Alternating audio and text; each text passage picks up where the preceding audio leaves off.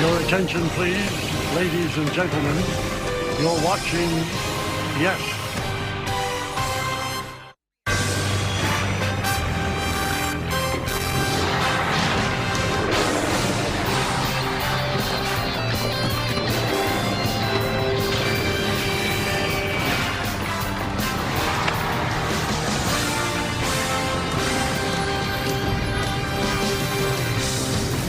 It is a hot summer afternoon here in New York City, and it is time for baseball. As the Yes Network presents New York Yankees baseball. It's the Yankees against the Mariners in the final game of a three-game set from Yankee Stadium in the Bronx. Hi, everybody, and welcome to Yankees baseball. Along with Joe Girardi, I'm Michael Kay. Yankees have taken the first two games of this series against Seattle last night. The offense exploded, and in the middle of it was Trent Grisham. He's been up and down this year, but when he's up, he really rakes. Yeah, they dropped a 10 spot on a very good pitcher last night. And for Trent Grisham, when he's in that right center gap, there's a lot of damage. This is a home run in the fifth inning that brings the score to 5-4. The Yankees are chipping away. Well, in the seventh, he's going to put them up 6-5 with a double in the right center gap. And he's not finished. In the eighth, he's going to hit a two-run homer that puts him up 10-5. Trent Grisham has swung the bat really well these last 4 or 5 days. Well, we're cooking up something special with Hexclad. Join the hybrid revolution at hexclad.com. Last 8 games, 324, 4 home runs, 8 ribbies, a sparkling OPS. It's a good feeling for any manager to go for a sweep, and you have Max Fried on the mound. Since coming off the IL, Joe, he's been Max Fried. Yeah, I think he's back. I think he's built up, and he's got everything working. He's got 7 different pitches to get you out, and it's really difficult for hitters to decipher what it is. He's got a good four-seamer that he can go up in the zone. He's got a great sweeper that wears out the lefties. He can throw that fastball in on you.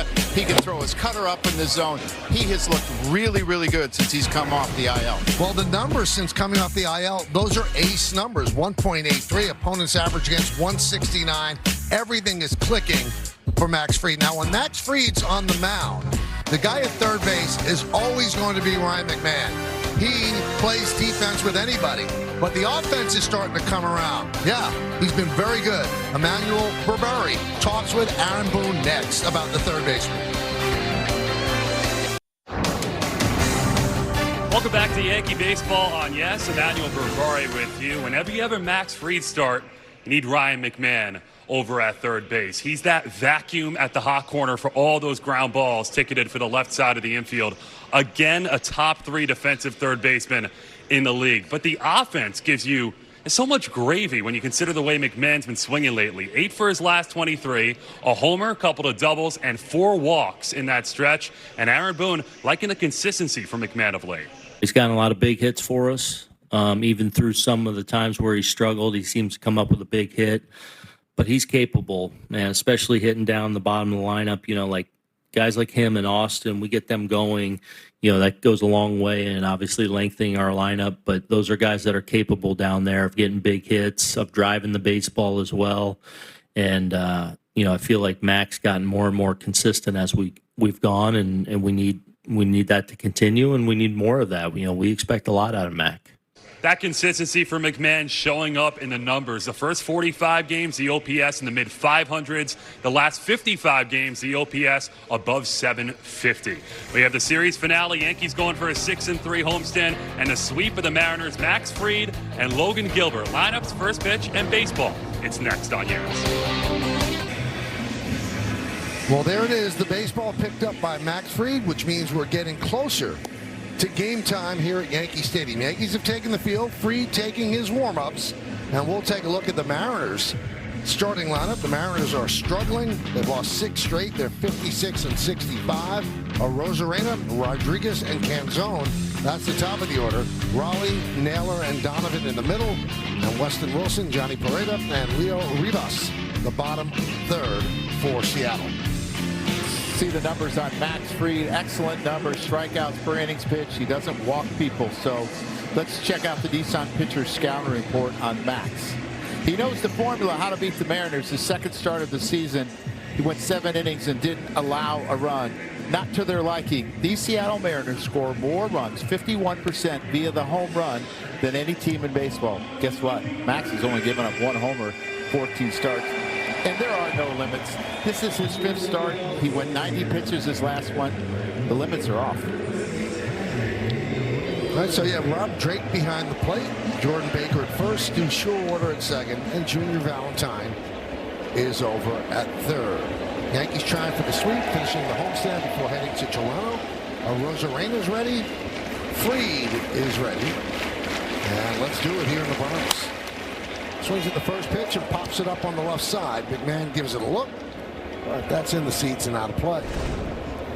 Check out the Yankees defense behind Fried, brought to you by your local Tri-State Genesis retailers. Jones, Grisham, Caballero getting the start right. In the infield, we talked about McMahon. Then Lombard Jr. made his first error yesterday. Chisholm and the first baseman Garcia. Alex Sanchez behind the plate.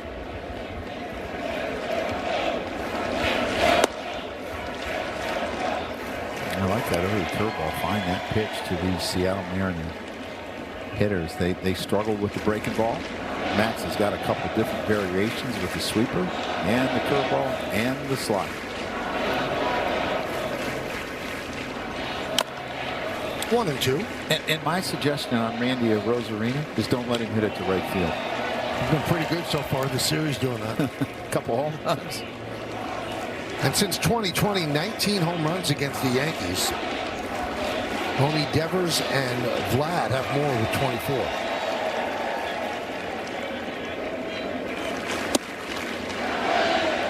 Two and two. Seattle's trying to hold on in its chase for a playoff spot. They've lost 6 in a row. They're 5-15 last 20 games. 4 games out of a wild card. 5.5 behind the Astros in the American League West. Strike 3. Rosarena down looking. Yeah, this is just an outstanding cutter here, up and in, and it seems like he wants him to pull the ball. He's watched the last 2 games.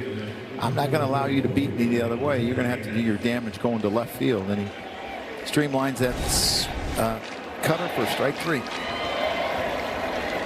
Here's J-Rod. And a strike. Julio is 1 for 6 in the first 2 games of the series.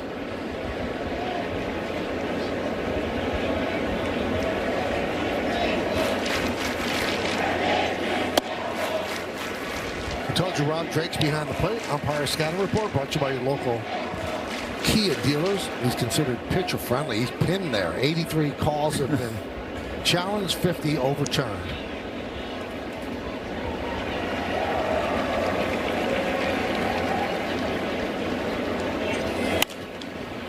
Would you think that the older umpires are the more pitcher friendly because they're not using the ABS system through the minor leagues? They could call what they wanted and their strike zone was theirs, opposed to the younger guys. They're checked a lot more. Yeah, they are checked a lot more. I think they call games differently now because of it. Strike 3. 2 away. Yeah, I liked what he's done here. He's only thrown 3 different pitches. He's thrown his 4-seamer, his cutter, and his curveball. And I think for Max, sometimes he's trying to get them all going right away, and he struggles a little bit the first 25 pitches of a game, and then he seems to find everything and really locks in. But I like what he's done. He's only thrown 3 different pitches. Canzone spins out of the way. Dominic 3 for 8 in the series so far.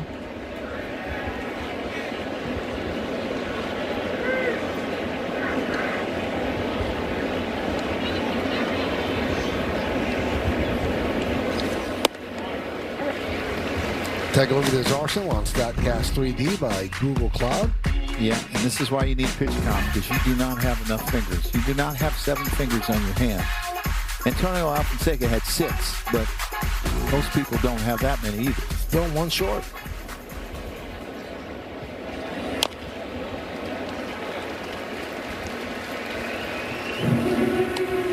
Both these guys today do a really good job of limiting their pitches per inning. Max is 14.9 pitches per inning. Logan Gilbert is 15.5, so they get quick outs.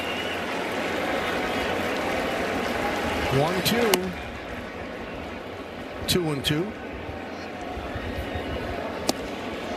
You see Ali Sanchez kind of pulling like his hands back towards him, telling Max Fried, come at me, don't fall off to the right, because that's what happens. The sweeper stays out. Your arm doesn't catch up. 2-2. 3-2.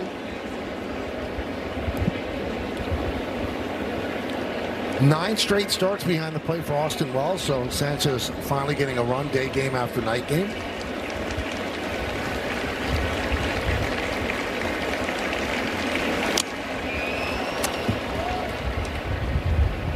Foul ball.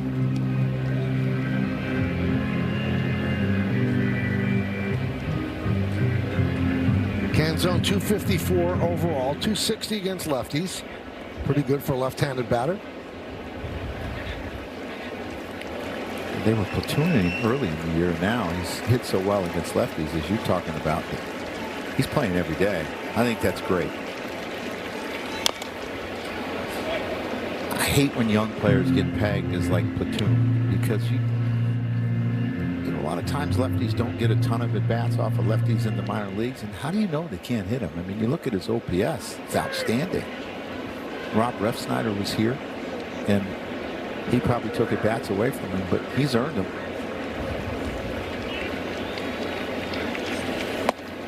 And he works a walk against Fried.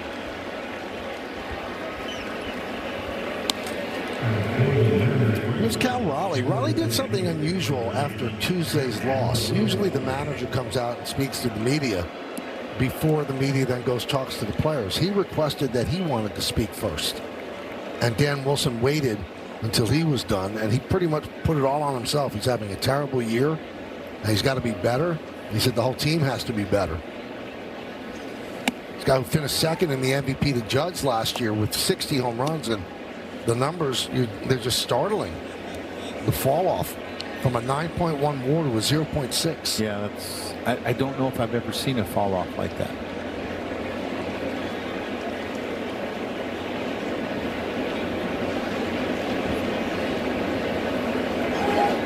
Great move by Fried.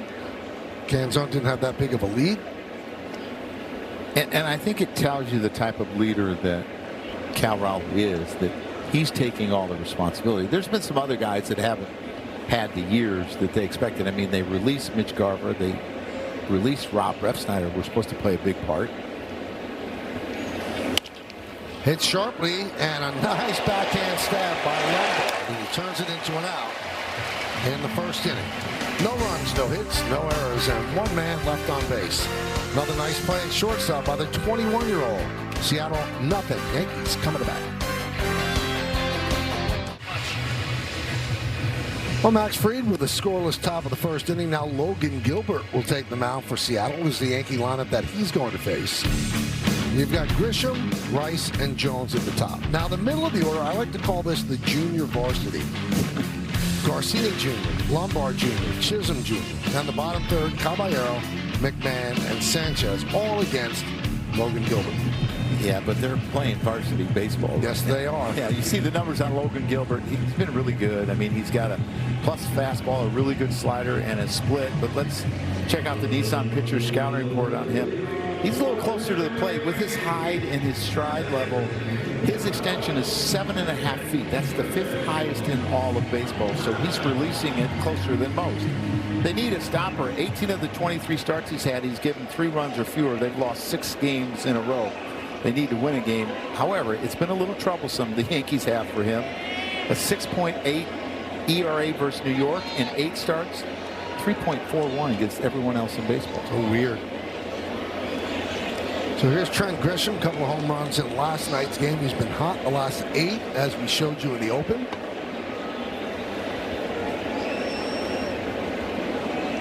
And he digs in. 5 for 9 in the first 2 games of the series.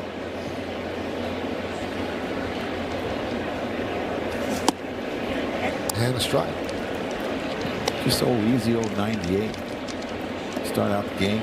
Sitting over there for about 15 minutes between the end of his warm-ups. His first pitch.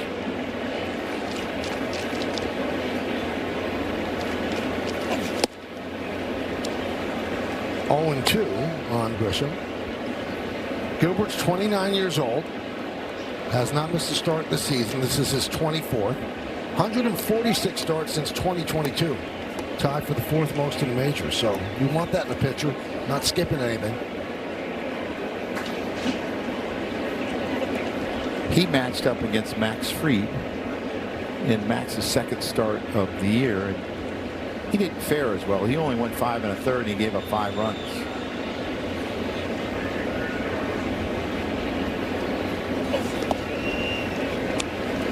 One and two.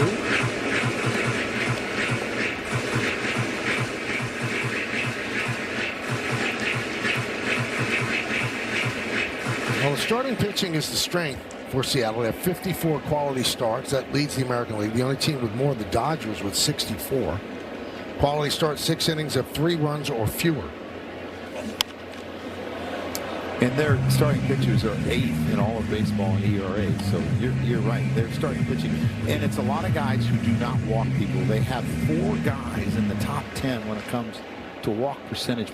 They challenge you, and they challenge you with their fastballs.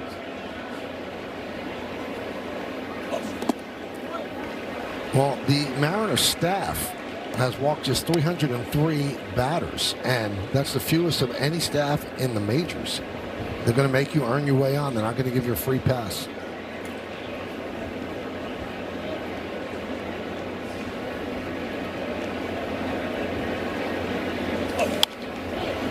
Foul bat. Pretty good at bat. Already 6 pitches, laid off some tough splits.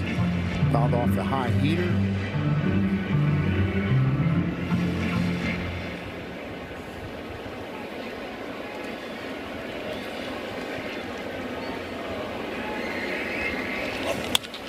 Line drive caught by Brendan Donovan. Let's take a look at the Seattle defense, brought to you by your local Tri-State Genesis retailers. Not a great defense, but Rodriguez in center, he's pretty great. Partial defensive player profile. Not this year, though. It's weird. -2 outs above average, +38 from 22 through 25. So what has happened?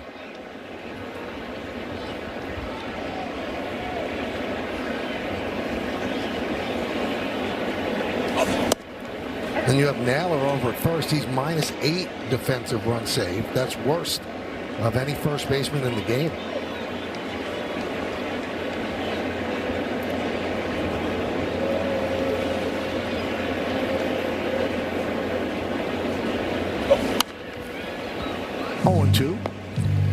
The interesting thing about Logan Gilbert for me is he understands how to get through lineups the second and third time.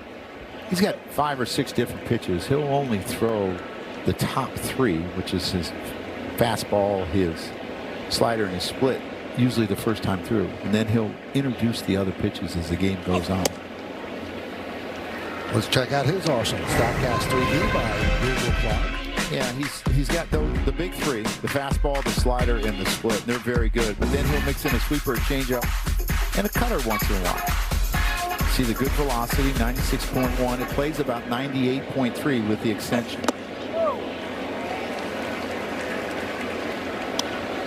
14th overall pick by Seattle, 2018 draft. He was an all-star in 24. We told you about his starts. He's consistent. He's reliable. But it's hard to win when your team doesn't score.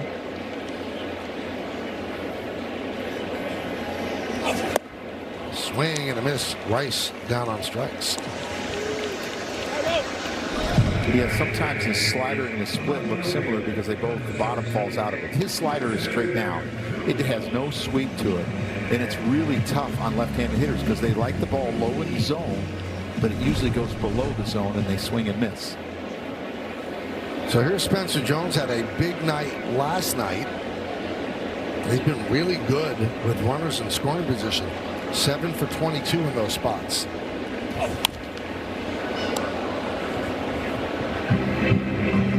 It was kind of funny after the game yesterday, Joe. He was explaining, some of his success, with being called up again. He said, I'm just a chill bird, and I can't really, get stressed out about things. I need to be a chill bird. And when Boone was asked about it today, he said, I thought he put it very well. He's a chill bird. So that's a bird just sitting in the tree, or a bird on a wire, just chilling. He's from California, chill bird. Don't know I've ever heard that term. I had never heard it until I saw it come out of his mouth. Well, it's a chill big bird is what it is. He's a big 6'7".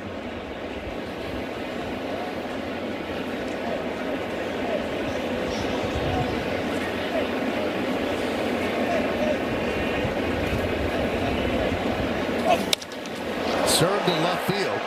Rosarena reaches up to make the play, backpedaled quickly, and then hauled it in for the final out. We'll go to the second.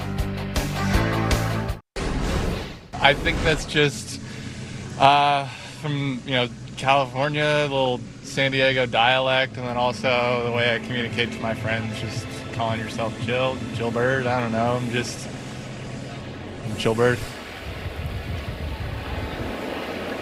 Well, Michael and Joe, there it is, chill bird, and the explanation for Spencer Jones. And I've learned that he has a lot of sayings, because I was asking more about laying back, letting the game come to him, and his two-strike approach. And he said, that's the greatest mystery of my life right now.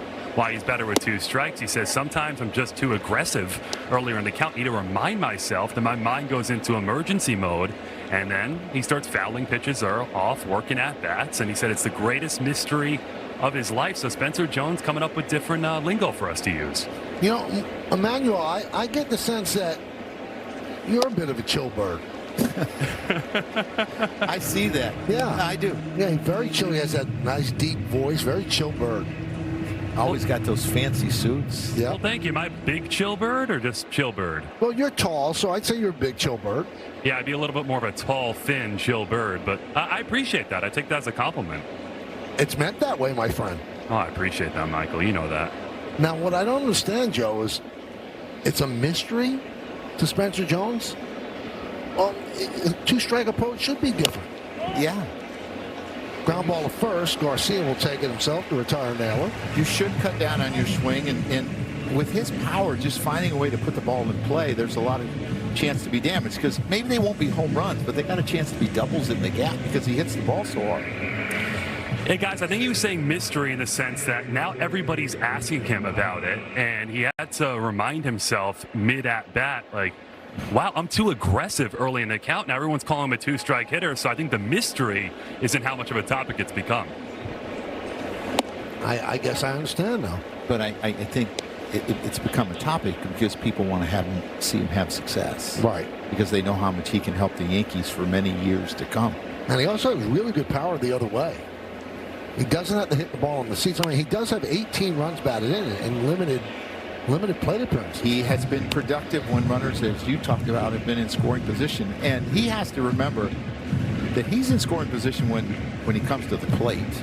But there's a lot of guys that aren't like that, but he is.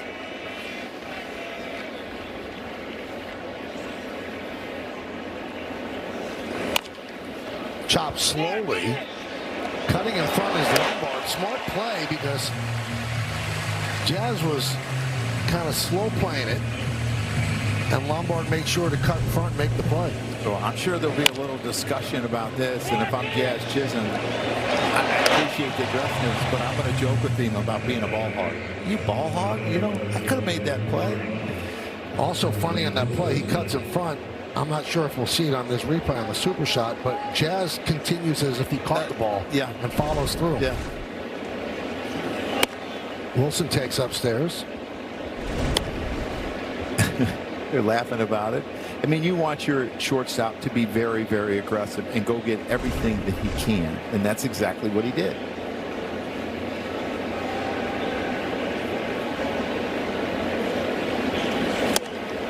Back goes one way, swing and a miss.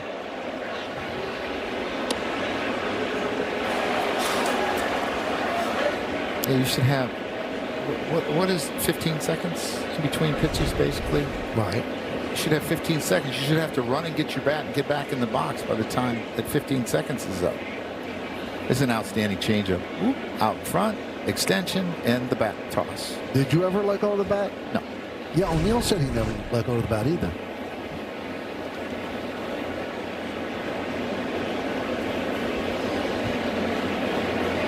One, two.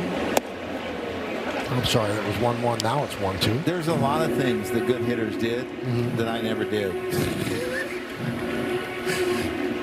Like I never hit balls off my feet, my shins. But you know what? You have 3 World Series rings as a player. Good enough. And 1 as a manager. I was smart. I got around a lot of good players. Surround yourself with good people and good things will happen. That's what I bank on. Yeah. Had great coaches on my staff.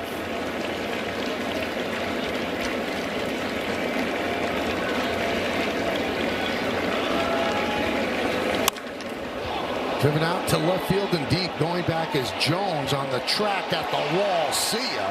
A home run for Weston Wilson. Just the second home run allowed by Fried all year. It's 1-0 Seattle. Yeah, I'm going to take the blame for that because I brought it up in how the Mariners score 51% of the runs via the home run. Weston Wilson actually did a pretty good job with the Phillies and was productive. Went to Baltimore to start the year, struggled. Picked up by Seattle and hits a home run here. It's always been pretty good against left-handers.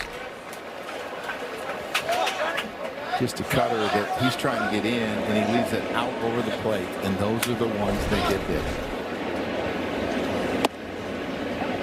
I've learned that from you, Joe. Yeah. High slug usually is connected to a bad cutter. Yes, it is. Speeds the bat up.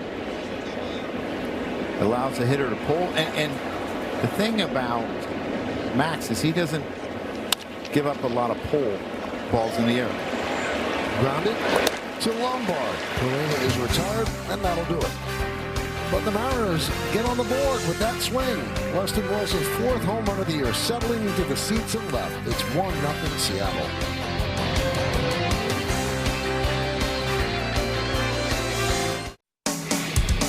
Yankees Baseball on Yes is brought to you in part by your Tri-State Chevy dealers. Visit ChevyOffers.com. By the New York Lottery. Play today and start imagining your win. By Tunnel to Towers, donate $11 a month and amplify your impact with a car or land donation. And by Nissan, hop into a Nissan Rogue and hit the road to adventure. Shop NissanUSA.com. Jay Buhner's 62nd birthday today.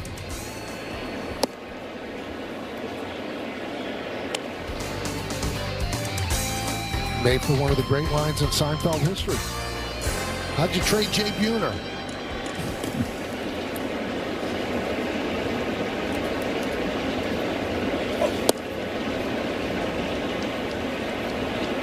Catcher challenging the pitch. So that's ball 2. As he'll be challenged by Pereira. ABS challenge powered by T-Mobile, and he was right. Pitch and strike.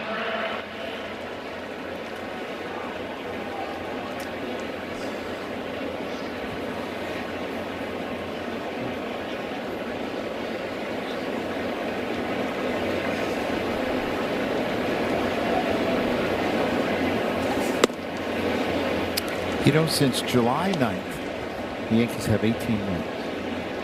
11 of them have been comeback wins. They had one last night. Only the Cubs and the Red Sox have more in that time at 12. So, would you say they got them right where they want them? Maybe. Garcia hits one deep to left center. On the run, Rosarena. He got the plate off the wall. Garcia's been kind of a doubles machine. Picks up leadoff double here in the 7th. Shows you the power that he has the other way, even though most of his home runs are pulled. Just a good fastball down in the zone, kind of the one that he took that was challenged, and he just drives it the other way. You see how deep he hits that in his stance. It allows him to have power and stay behind it. Thought he might have a chance for a triple as it bounced away from the Rosarena, but probably a good decision with nobody out, and he gets great extension. So here's George Lombard Jr., the 21-year-old, batting 5th in the Yankee order.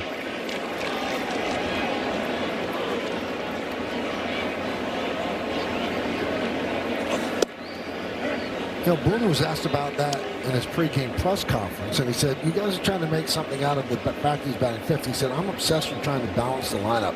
That's just the way it comes out, that he's going to bat 5th. But still, a 21-year-old in his 8th big league game is batting 5th in the Yankee lineup. That's a lot. And he's got a tough challenge with Logan Gilbert here, is he's going to try to move the runner, and I think that was his approach right there. The first pitch was a slider he took because he was probably out in front of it. Just underneath that. He's hit 6 of 7 games so far in his career.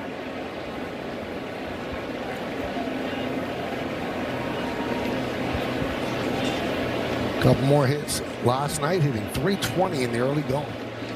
On base percentage of .393.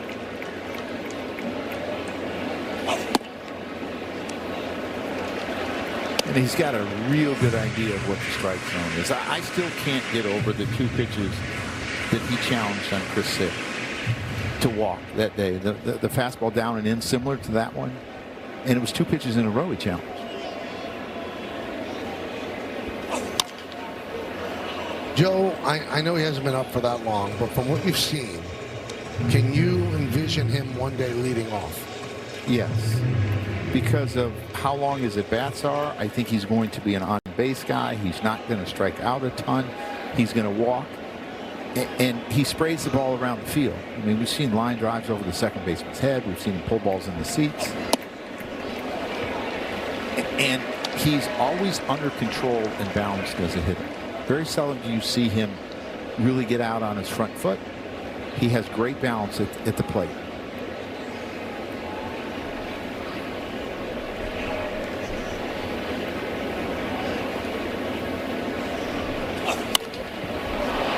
Popped up on the right side. Naylor in foul territory toward the stands, makes the play, and then fires the third to keep Garcia at second.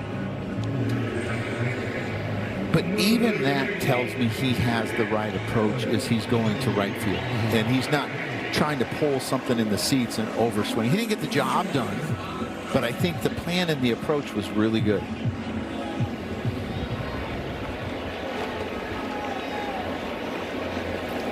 Here's Jazz Chisholm Jr.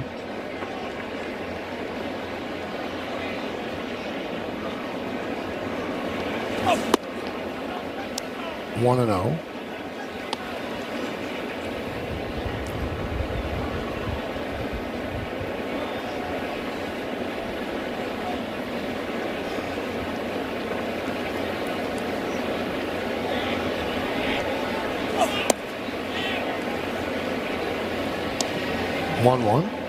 Jazz 2 for 6 in the series. You know, Aaron's talked about him having another hot streak. He was pretty good in the month of May, but June and July, somewhat of a struggle. He's a guy that can carry a team for a week or two if he gets hot. 2-1.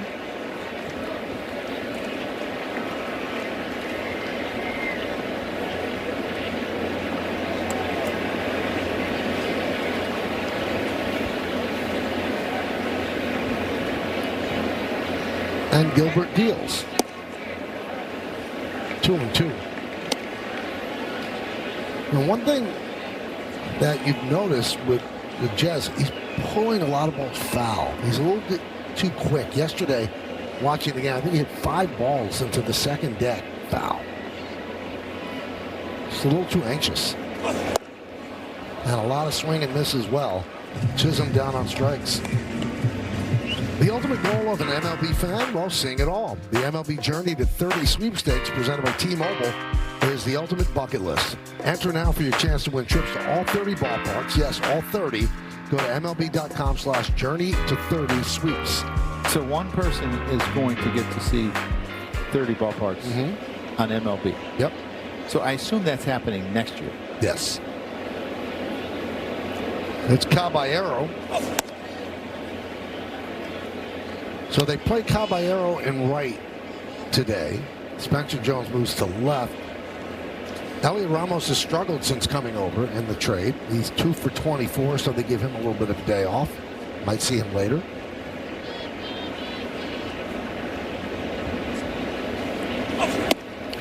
I like that. And here's why. I think it's like the start of a season. Half your guys get off to a good start. The other half do not. Garcia has actually been pretty good. Ramos has struggled. Give him a day just to slow things down and to reflect a little bit on what he is doing. I mean, Taylor Ward was traded from Baltimore to Seattle. He has really struggled too, and he's not in the lineup against the lefty today. And also, the Yankees are in a stretch right now of about 2 weeks where they're only going to see righty starters. You've got to keep Caballero fresh too. And that one is looped toward the shortstop right there. As Rivas, he puts it away. And the leadoff double is wasted. It's 1-0 Seattle. It's time for Pinstripe Pride, brought to you by Toyota, the official hybrid vehicles of the Yankees. And today's picture is of Tanisha and Nicole, who enjoyed their day in the Bronx recently. Use the hashtag Toyota Pinstripe Pride. Mention yes in pictures you post to social media to reflect your love for the Bronx Bombers. We might spotlight you in a future game. Should have spotlighted you and Charlie the other day. Yeah, we were here last night. Yeah. Good time. We go to the third. Rivas, the number 9 batter, leads off. Pitches outside from Fried. Fried served up a home run to Rustin Wilson with 2 outs in the second. That's the only run on the board.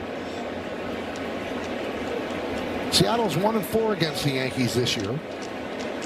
Mentioned they're 4 games out of a wild card, 5.5 out of first place. Backhanded there by McMahon. Sets it, fires, got it. Oh, that's a really good play, and that's exactly why he's in there. You talked about it in the pregame, but Ryan's in with max pitches, and this is why. The arm strength, the no panic, the accurate throw. You're going to see a lot of ground balls on that left side, and that's why he's always at third base, whether it's a lefty or a righty pitcher. There's a Rosarena.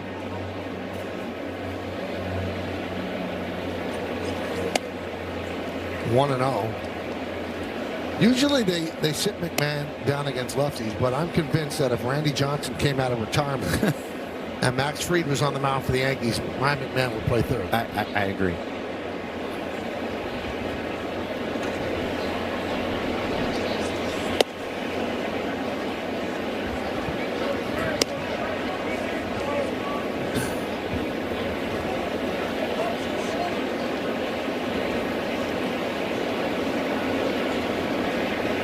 On a Rosarena, struck out looking in the first. Oh, strike.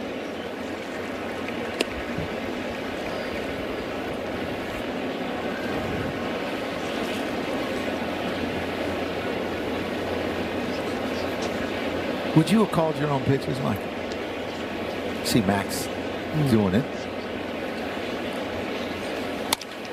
Grounded up the middle and through for base hit. Joe, I'm not sure, because I think I would be all about wanting to execute on the mound, not having to think too much. It'd be like Andy Pettit. Yeah. But if I didn't like the pitches that were called, then I would take over. I'd have to have a catcher I really trusted. I'd let you call the pitches. Thank you.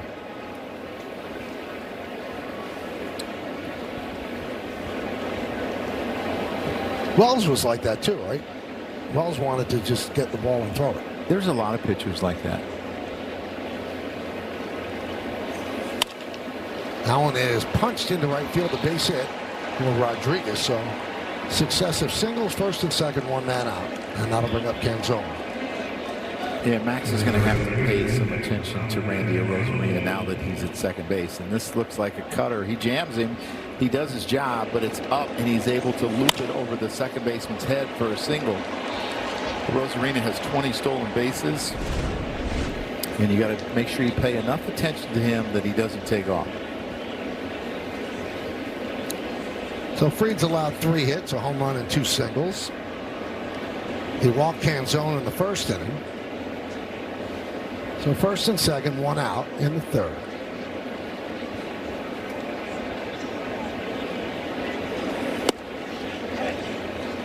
Oh, and 1.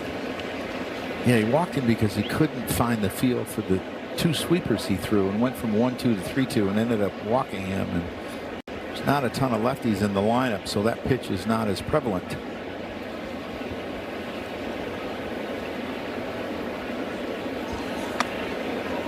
One.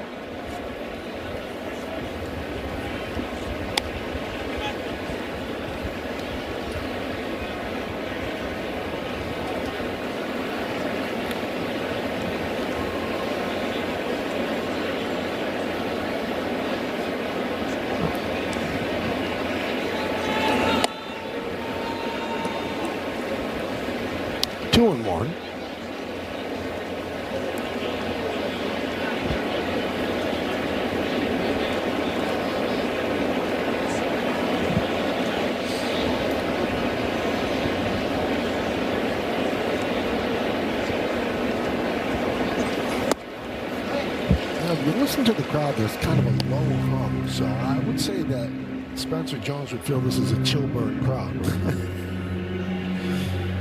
Well, you could tie everything together, can't you? It's very, very mellow at this point. 2-2. One of the things that you see is Max trying to attack Ken's zone with a lot of sinkers in. He's actually had more success off of lefty breaking balls this year, 286 compared to fastballs, only 240. And he's thrown him a number of sinkers in.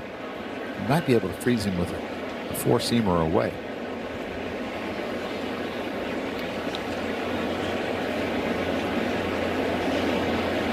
Two. You got it. The sinker, but a fastball on the outside corner, 2-away. Yeah, and that's a devastating pitch because a lot of the hitters think it's going to be a cutter and it's going to break off the plate, and then it has that little bit of run back. They give up on it, and by the time they realize it's going to be a strike, it's too late. That's the effects of tunneling. Here's Cal Raleigh, switch hitter batting from the right side against Max Fried. First and second, now 2 outs. Raleigh, the DH today, batting cleanup. And a strike.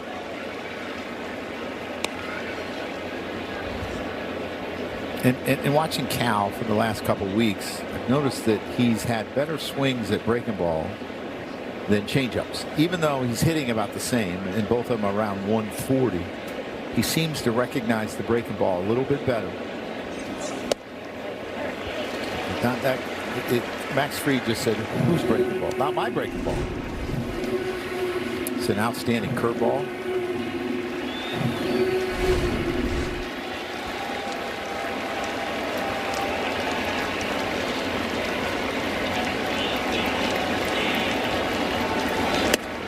When he spoke after Tuesday's loss, he said, "It starts with me.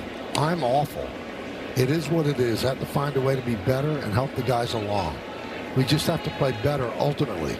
We are playing very bad baseball in every facet of the game." Brutal honesty.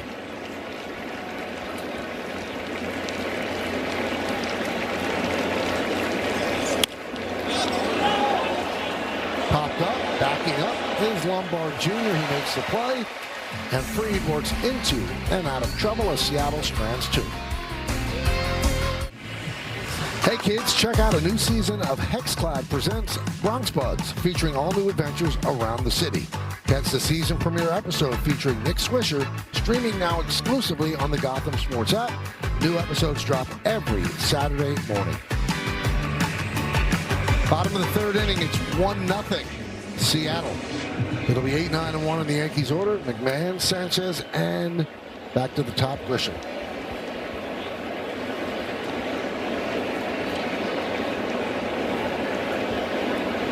Logan Gilbert has a 1-0 lead on the Wilson home run. And it's right.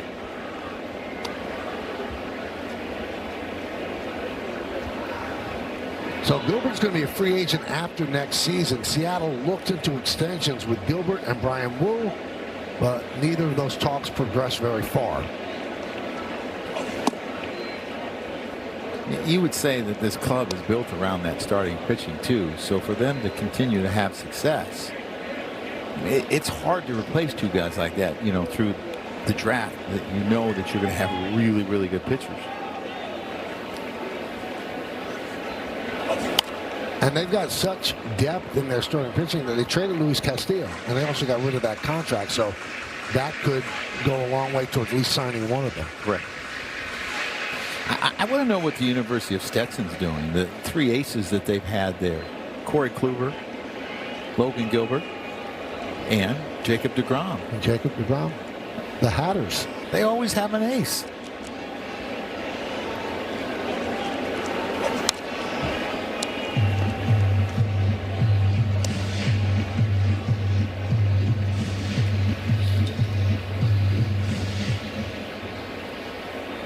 At Stetson, DeGrom was a hitter first. No, he made the right decision. I think he would have had a lot more frustration as a hitter than he has as a pitcher. 1-2. Except he never did get a lot of run support with the Mets. Probably some frustration to that. He was the king of the 1-0, 2-1 games.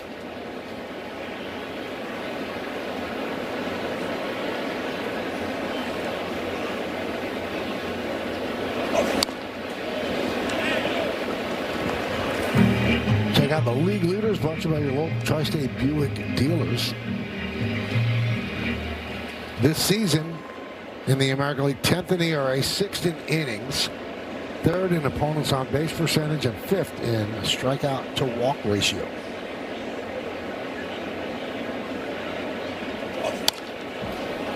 Good battle there with McMahon. I would say that that would be a pretty telling stat for how pitchers do the strikeout to walk ratio. Because obviously, if you have high strikeout totals, you usually have really good stuff. And if you have low walk, you really have good command. So how are you going to put the ball in play off him? Fly ball left field. Rosarena as they retire McMahon. 8-pitch at bat. And that brings up Sanchez.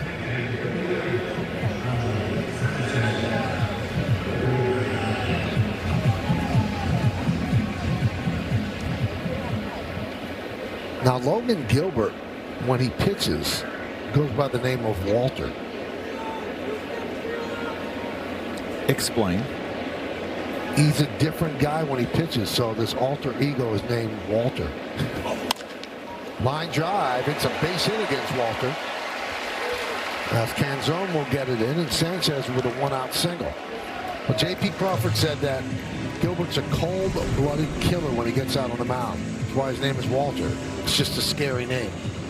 I thought Walter was a fish that they couldn't catch on Golden Pond. Well, then you can also say crafty. Walter White is not a really good person. I don't know a lot about killers, so that's a good thing, Joe. Here's Trent Grisham, run on first. 0-1. Pretty impressive by Ali Sanchez, who hasn't had a start since August 1st, to come out and get a hit off of Walter.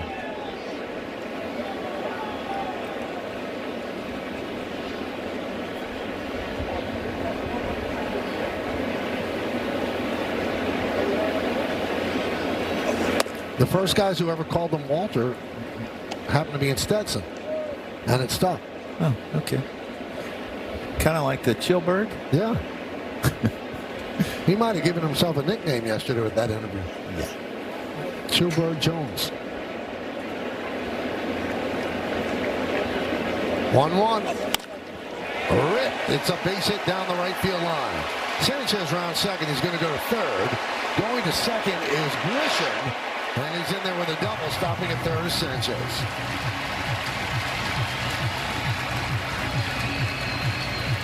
Well, the hot hitting continues for Trent Grisham, who's pulling the ball with authority the last 5 or 6 days. He's had multiple hits in 3 games before today. He's hit home runs, doubles. I mean, he is hitting the ball hard. And it's going from right center to the right field line. That means that his bat angle is the bat angle that he wants. See him having to run hard here. Canzone had a couple assists yesterday. That slide, you know, we talk about not sliding head first, but sometimes you pop up, you come off, he might be out. And they're going to not challenge. The manager's challenge brought to you by Mazda. That little pop-up, he's out. Yeah, well, watch this. So he pops up, he's off the bag, and the glove remains on his backside. Does he get his foot down in time? Maybe? Maybe no. No. After review, the call on the field is overturned. The runner is out. Seattle retains their challenge. That's tough.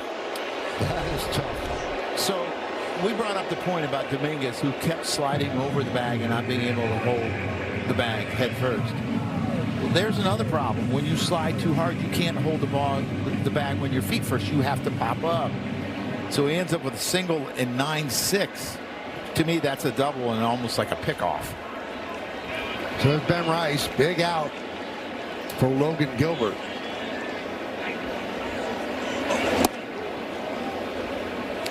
And it just changes the complexion of the whole inning. Oh, it's an my epidemic goodness. on how late people slide. But the other day we also talked about Lombard Jr., who kind of stuck and seemed like he slid too early. There's a happy medium.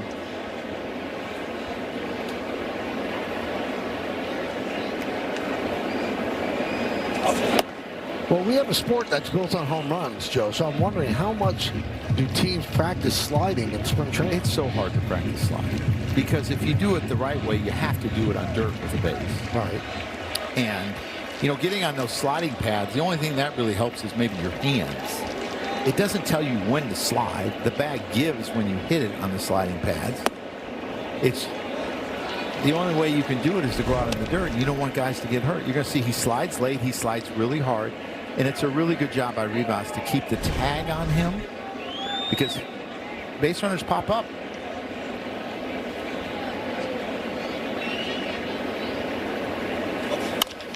Ground ball, second base, Donovan. And that play at second base was very, very big. Yankees strand one. This copyrighted telecast presented by authority of the New York Yankees. It may not be reproduced or retransmitted in any form, and the accounts and descriptions of this game may not be disseminated without the express written consent of the New York Yankees. Tri-State Cadillac scoreboard is to go to the fourth inning. It's 1-0 Seattle on the Weston Wilson home run in the second against Max Fried. It'll be Naylor, Donovan, and Wilson.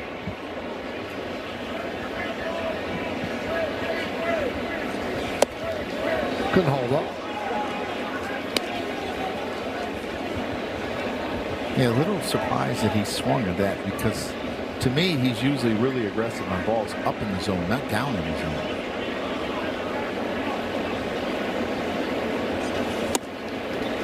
What's amazing about Naylor, Joe, he's one of the slowest players in baseball, and he has 23 stolen bases. This is after having 30 last year. And Dan Wilson, the manager, said it's his ability to get a jump. It's remarkable. I mean, he's like in the bottom 5% when it comes to sprint speed. He stole third base 8 times last year. That one is looped right side, and it's a foul ball. They say foul ball. From up here, it looked fair. But the first base umpire, Jordan Baker, is closer than we are. Yeah, it looked like it hit on the chalk. I guess it's paint these days. Nope, it was foul. Good job.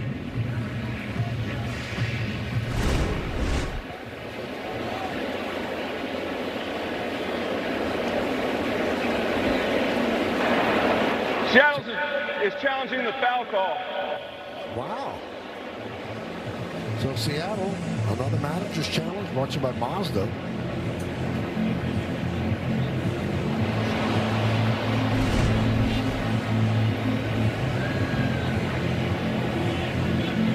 What do they see in there, Joe? Well, there's a little. Do you see the little, white that came up? As it hits the ground, you see a little something white come up. Can't see it on that angle. We could see it on the angle before. And I'm sure that's what their replay person saw. Watch here. Watch the white come up. Just a little bit. I think that's foul. I hope you're right. So looking up Josh Naylor's sprint speed, he is in the bottom 4% of baseball. Amazing, right? Yes. And Dan Wilson said a lot of his stolen bases, they don't even draw a throw. No. That looks foul to me. After review, the call on the field stands. There's a foul ball. Seattle will lose their challenge.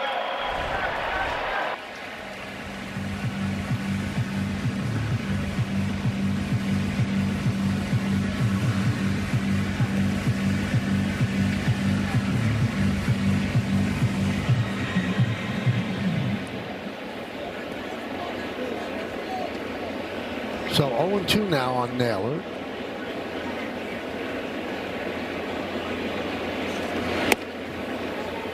He has really struggled with his breaking ball to left-handed hitters. I mean, we've seen a number of times that sweeper, that's where it's ending up. And he'll talk about the tilt on his shoulder, that his front shoulder's tilted up, and he'll talk about spinning out a little bit when he hits on the ground.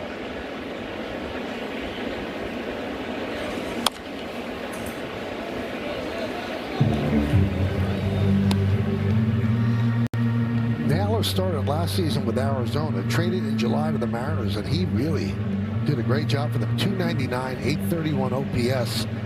He's a free agent last winter, signed right away with Seattle, 5 years, $92.5 million. And he's had a wrist issue. He didn't play on Monday because of his wrist was bothering him, but he went 43 games between home runs before, and he hit 2 on Saturday. So he hasn't had the power numbers that he's had in the past either.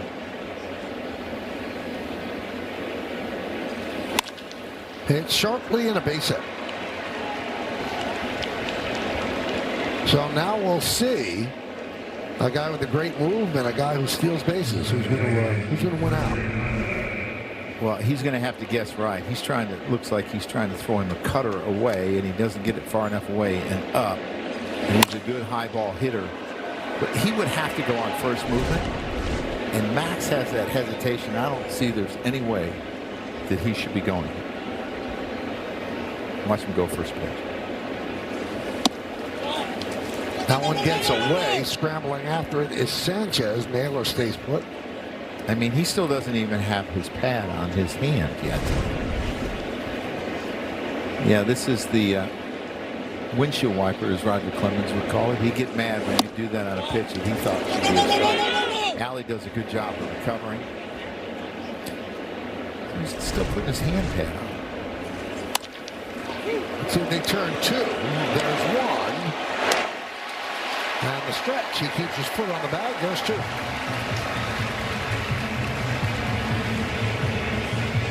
Yeah, it looked like Garcia does a really good job. This is a good turn by Jazz. He knows he's got time. You see the arm circle Lombard adjusting his feet just a little bit right before the throw, moving a little bit down towards towards home plate so he could stretch and get that ball. Garcia has really flashed the leather at first base. Much better than advertised.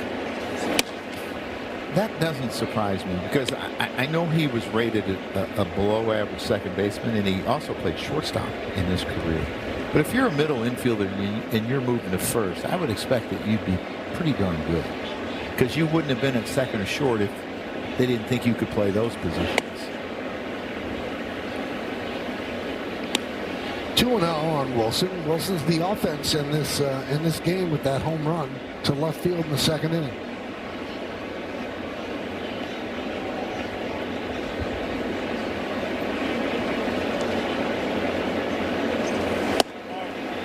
There's a strike.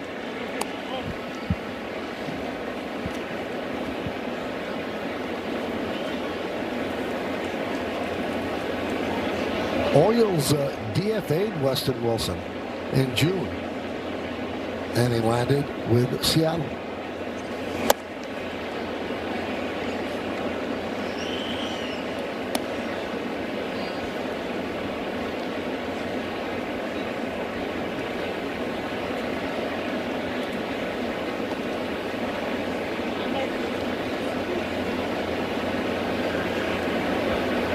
Three-1.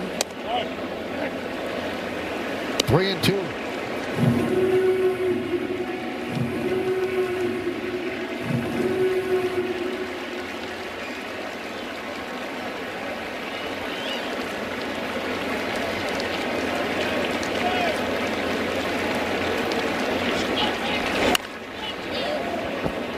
Still full.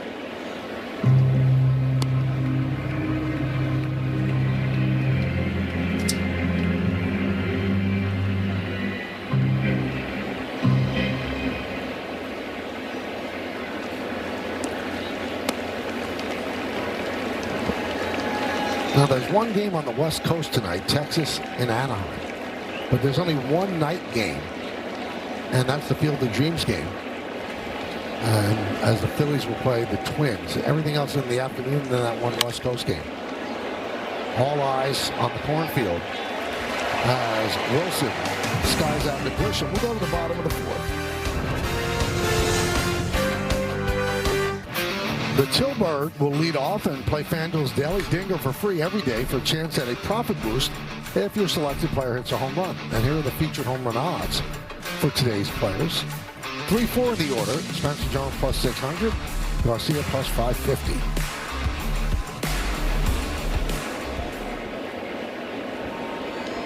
Gilbert deals. Swing and a miss. I want you to do me a favor. You're not working with Paul for a while. Right. You have Coney in Seattle or Toronto and Baltimore. Don't mention it anymore.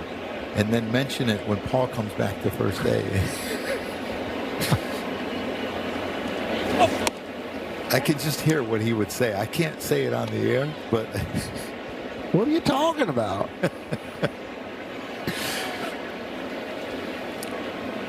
It's a beautiful Thursday afternoon, but since the first pitch, the lights are on here in the stadium.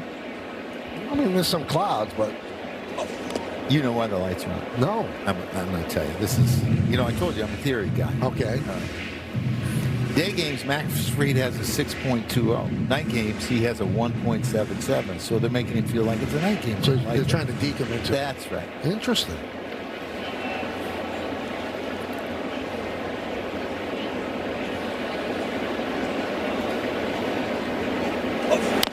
Now, when you had stats like that at your disposal when you managed, would you try to maneuver that your pitcher could pitch at night if it was maneuverable? It would have to be a lot more than 4. Right. But, yeah, you looked at all stats, and if there was, like, a good number of stats that told you that he's better here than there, of course.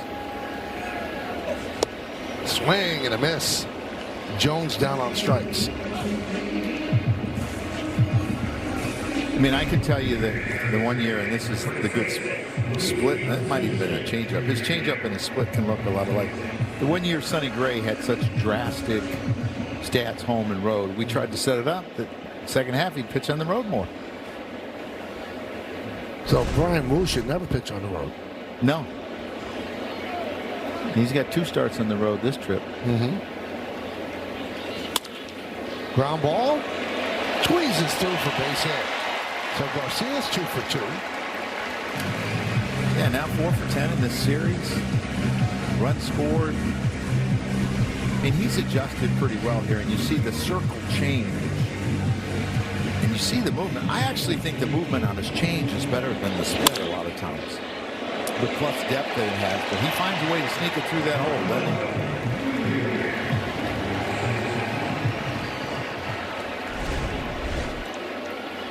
So here is George Lombard Jr. Fouled out to first in the second. Now I wonder, the Tigers are playing the Guardians in Detroit. They lead 2-0, top of the 7th. George Lombard Sr. is a bench coach. You think he's getting updates? Absolutely. He knows that his son was coming up this inning, and there'll be someone running out of the clubhouse shortly.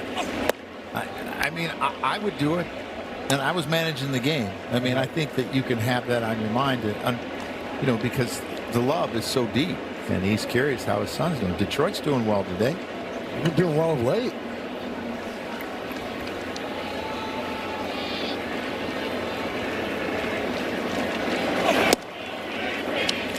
And they're ahead of us. So I'm not sure if Detroit is traveling today, but I would think if they were traveling today, they might take a little bit longer to make sure they could see how this game finished. Well, maybe, Senior has an iPad. Watch it on the plane.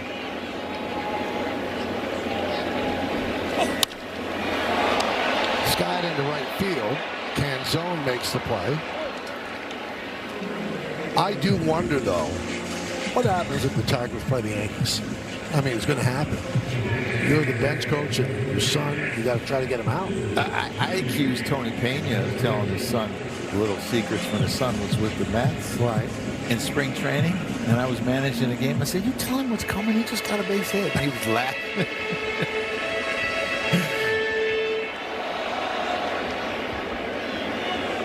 I guess blood is thicker than paycheck. Blood is thicker than everything. Here's Jazz Chisholm Jr. There's a strike.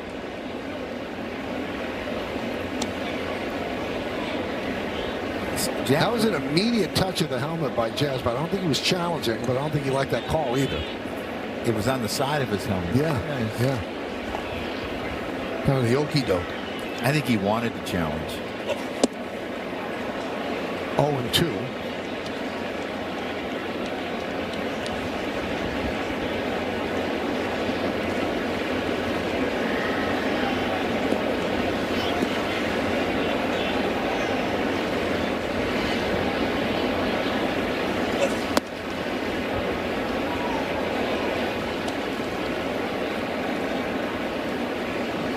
Bottom of the fourth inning, 1-0. Each team with 4 hits. The Weston Wilson home run, the only run on the board.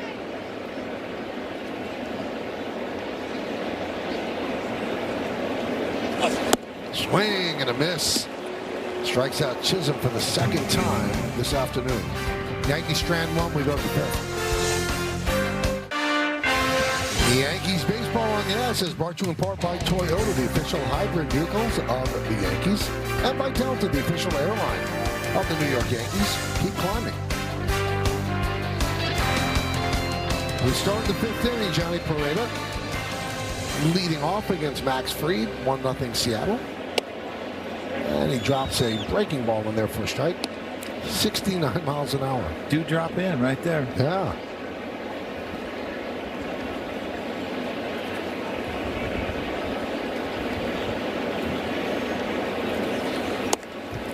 Yeah, Johnny Pereda was up earlier in the year when Cal Raleigh was hurt and then got sent back down. Mitch Garver was really their backup, but they released Mitch. And his last 10 games, he's actually 12 for 40, but that dates back to May.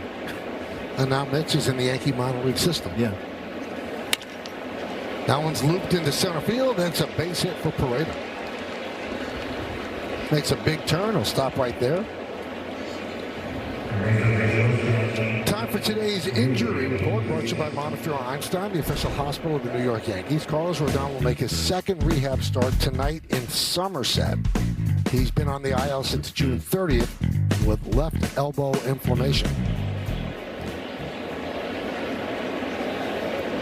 Be interesting to see how they handle that. If all goes well, this pitch count is nowhere near a major league starter's pitch count, but neither was Fried's, and they kind of stretched them out up here. Yeah, I think Fried was a little bit more out of necessity than Rodon would be, but Carlos is expected to throw how many pitches tonight? 60 or so? I think so. 50 or 60. You could piggyback him up here with Will Warren.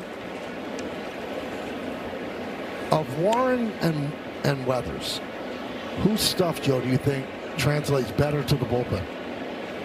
Well, I think they both translate, because I think that Will Warren is really tough on righties, and I think that Weathers is tough on lefties and righties. Has probably got a better breaking ball than Warren, but I think they both can translate. I think the Yankees bullpen could get really deep. I think the curious thing is when everyone gets back, what happens and how are they, and will they have enough time to figure out how they're going to use the pieces with the pitching staff? Because you got Clark Schmidt coming too.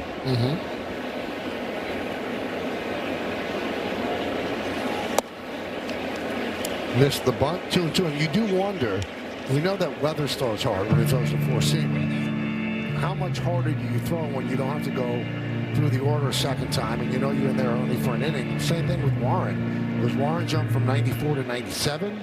Does Weathers jump from 96, 97 to 99? Yeah, I would bet more on Weathers jumping because we've seen it there. But I think Will jump a little bit.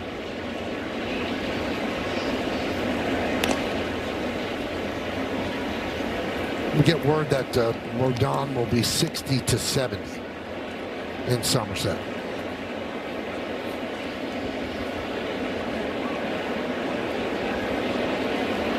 So 2-2 on the shortstop Rivas.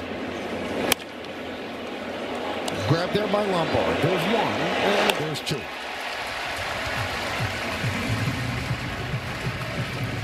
Now, by the way, tonight on Yes, you can watch Carlos Rodon make a rehab start for the Somerset Patriots as he works his way back to the Bombers rotation. Catch all the action of Somerset versus New Hampshire tonight at 6:30 on Yes and the Gotham Sports app.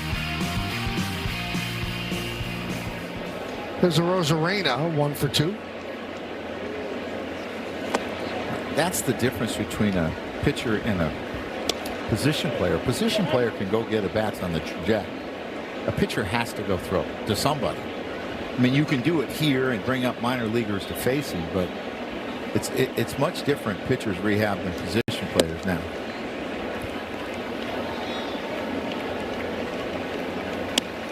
Two 2-0 on a Rosarena. There's Mr. Traject Machine right there.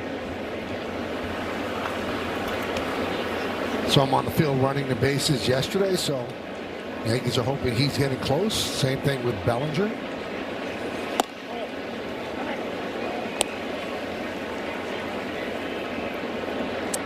He's been out since the last week of April. 2 separate calf injuries. Same calf, but 2 separate injuries. Yeah, Michael Aaron Boone, no update on that today, but said Stanton came out of a couple of days ago really well and feeling good after running the bases. Bellinger the same. He's about 90% where he should be, but no update on next step or any rehab assignment for either of those guys. And everybody asks about Judge. The rib has to be completely healed before you go into overdrive on rehabbing. Foul back. And I think for Cody, you would rather be on the safe side, making sure that that hamstring's 100%. Because a lot of times when you're rehabbing and you re-injure something, they usually take twice as long to heal. And that's not, you don't want that with Cody, because then you're jeopardizing October. 3-2 on a Rosarena. 80 pitches for Fried. 2 outs into the 5th.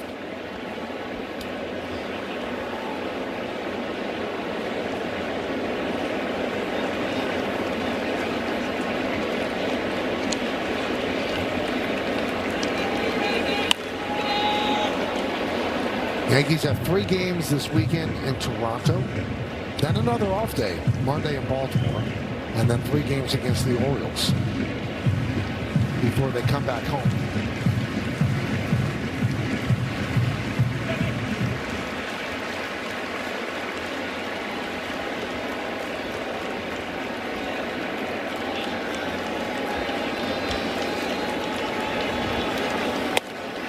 And there's a walk to Randy Rosarena. Yeah, he's been really consistent in his at-bats all year. He does not chase a lot.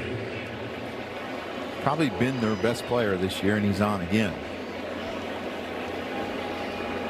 And this is like Mr. August and September, Julio Rodriguez. It's amazing the numbers that he puts up in August and September compared to the first 4 months.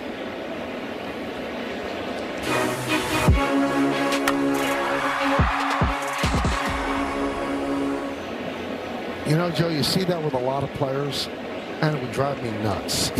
For this reason, you could lose a playoff spot by having a bad first 2 months as a team. And if one of your best players just historically doesn't do well in the first 2 months, I don't care where the numbers end up, the first 2 months might bury you.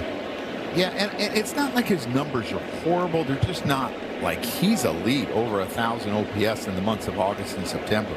I mean, it's Hall of Fame stuff that he's putting up.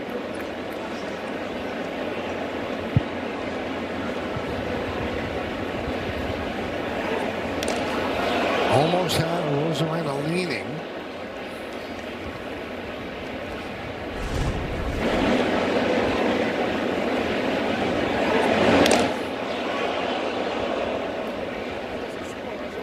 The way he made that move back, you could almost hear him go, uh-oh. And he's not even like trying to go the other way. I mean, he's almost got a one-way lead and still gets picked up. Yeah, that close. I mean, in the months of March through July, he's 257 and 741 OPS. I mean, again, not awful. No. But not elite. Not elite like he is in August. Just takes him a little while to get warmed up. I mean, the numbers August to October, really extraordinary.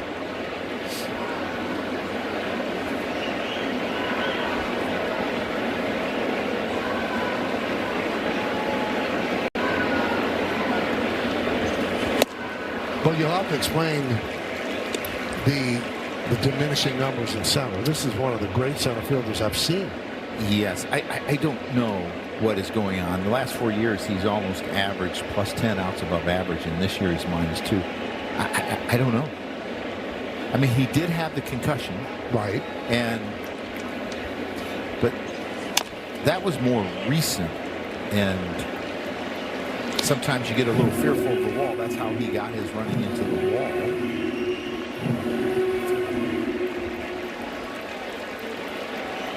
Mariners have him locked up long term. He's a star.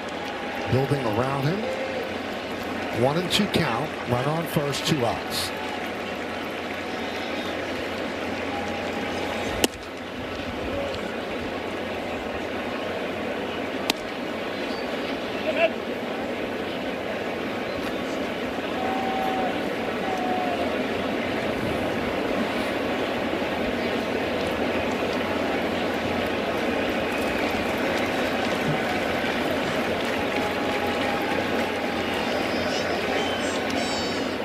Now he's made his 2 throws over.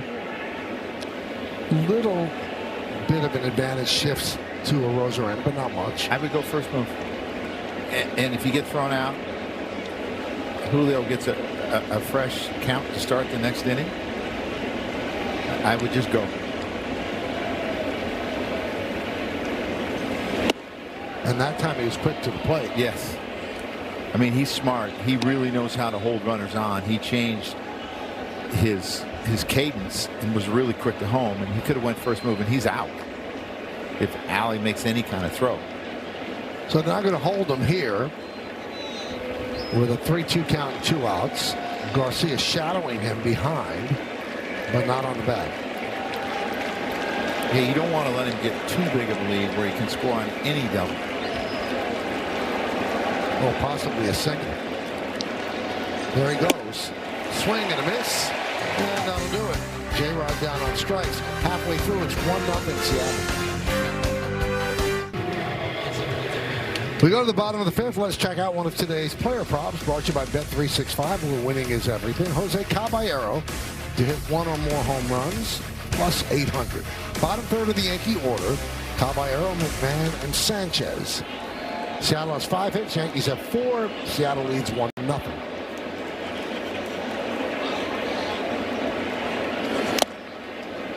Tipped into the glove of Pareda. You know, one thing I find really interesting about you, just one of many. You've been broadcasting how many years? This is my 35th. All right, your 35th year.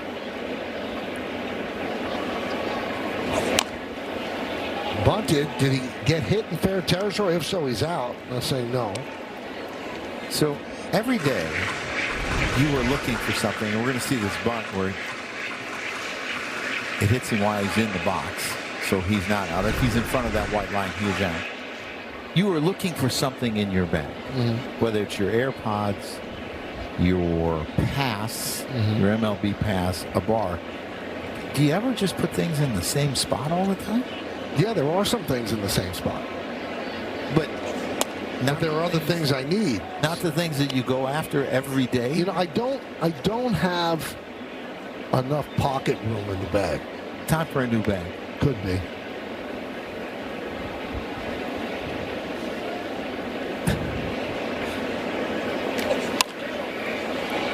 Left field coming on a Rosarena. Well, that bag holds some special meaning to me, Joe. Okay, and what? The year that Carlos Beltran worked with us, right? He was doing a game up here, and he came up and he lined up 8 different leather briefcases. And he said, everybody take one. I said, why? He goes, because you're my teammates. I give to my teammates. Well, that's really nice. Yeah. So I took 3 and sold 2 of them, and I kept the 1. Were they all the same? There were different styles, but I mean, they were essentially the same. But I mean, it was an act of generosity. You just looked at him and go, wow, I could never be that kind to anybody. I disagree with that. You know, some of the things that I've learned about being around with you in the booth is you're a little bit like a lion. You like to roar a little bit, but you're really kind of nice and gentle at times. You think so? Yeah. But you like to roar. I've got to roar more. The 2-0. Fly ball center field. Rodriguez puts it away. Let's take a look at the Optimum Fiber famously fast replay on Logan Gilbert. Well, his stuff has been outstanding today, and he does it basically with 3 pitches, a 4-seamer that he uses up and down in the zone, a really, really good slider, and a good split. You see the slider, the jab, you're going to see the split of the Spencer, and there's another slider. He's just got stuff, and he can pitch at both levels. He can pitch up with that 4-seamer that gets up to 99, and down with his slider and his split.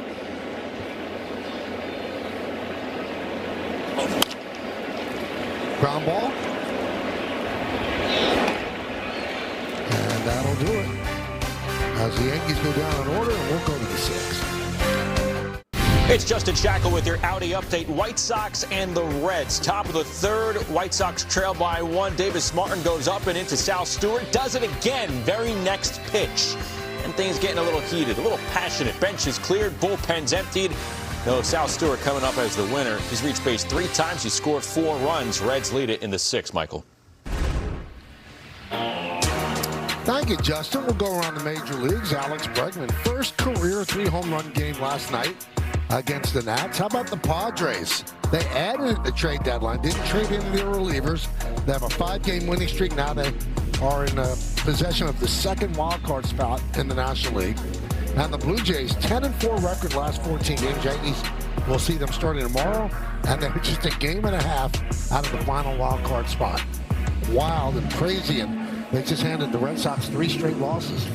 What's crazy is everyone's around 500. There's parity in the game. And you can go from like being 4th or 5th to minus 5 games wild card to being right back there. And here's our bullpen budget. You look at it, you wouldn't think that we'd have Brent Hedrick. And probably Tim Hill as well. And the bullpen budget, Joe, is brought to you by Citizens. Make sense of your money with Citizens. So Yarbrough, first out of the pen, 88 pitches for free over 5 innings. And I think that, or this inning, was sacrificed by walking a Rosarina. yeah, probably. Because then a longer at bat by J-Rod, and you go from 81 pitches to 88, and then he's probably figuring, okay, he's not going to have a 10-pitch inning, and I don't want to push him to 110. So that's how the decision is made. And his high water mark since he's come off the IL was 90 pitches. He was at 88. Maybe they just felt with day game, the heat, that he was done. You got a lefty up, and you bring in Yarbrough and try to get him through a little bit here. I said earlier there was one West Coast game tonight. I left that one, which is a pretty good series. Milwaukee at the Dodgers. But there is only that one Field of Dreams game. That one is lying right at McMahon, the retired Canzone. Looked like it got to him a little bit quicker than he thought. Handcuffed him. Well, sometimes the day games, there's a lot of fans in the front rows that wear white shirts, and you don't pick the ball up right away. You know, in the night games, it doesn't matter. But those day games, sometimes it's hard for those infielders to pick up the ball.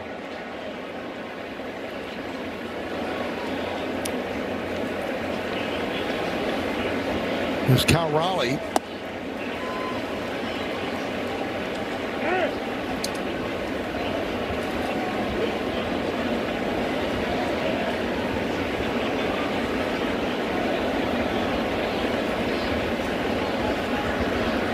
What we saw in that first swing, Joe, is what he talked about Tuesday night. He said there's just a lot of off-balance swings.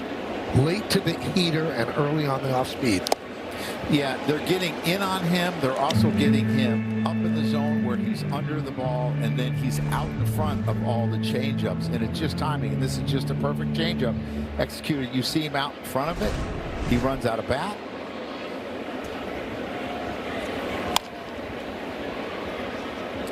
there. He's out in front again.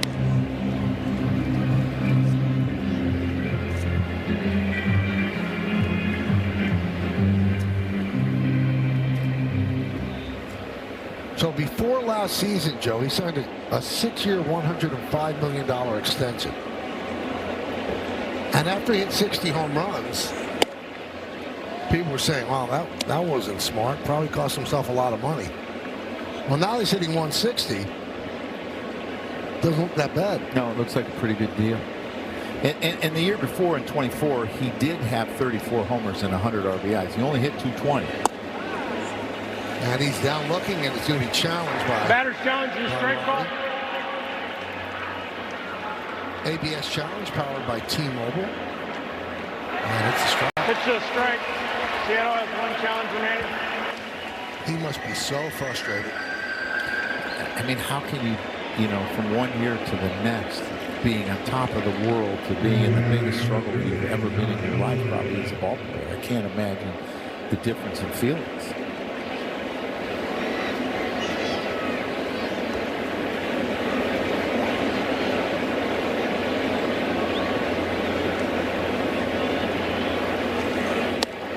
You know, you brought up the Dodgers and Milwaukee playing, and it must be a 4-game series. Pitcher's challenge in the ball call. Now he's going to be challenged by Sanchez.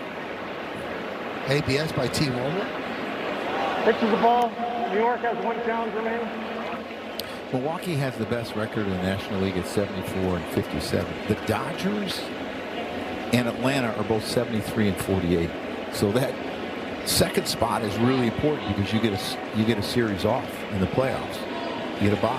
Can you imagine, Joe, if the Dodgers have the third best record and with a $400 million payroll, they don't get a bye?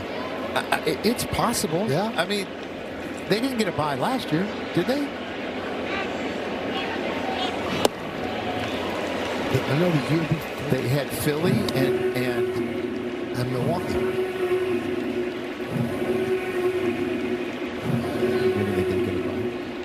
Yeah. 1-2 on Naylor.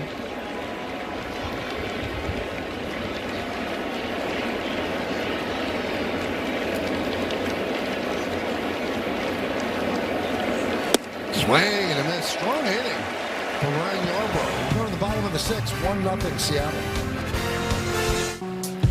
Some stadium sightings this season here in the Bronx. Roman Reigns, the tribal chief, was here. Lorne Michaels and Shane Gillis. Lorne, I'm still available to host Saturday Night Live. Champions in the ballpark. Josh Hart and Jalen Brunson. 4-time NBA champion Klay Thompson. Super Bowl champion Jackson Smith and Jibba. And Ferran Torres, Spain national team from the World Cup. Good stuff. Bottom of the 6th, it's 1-0. And by the way, the Dodgers did not get a bye last year. But they did not have home field advantage throughout. That's what I was thinking. Right, and they didn't get a bye. No. So they did have to play the wild card round.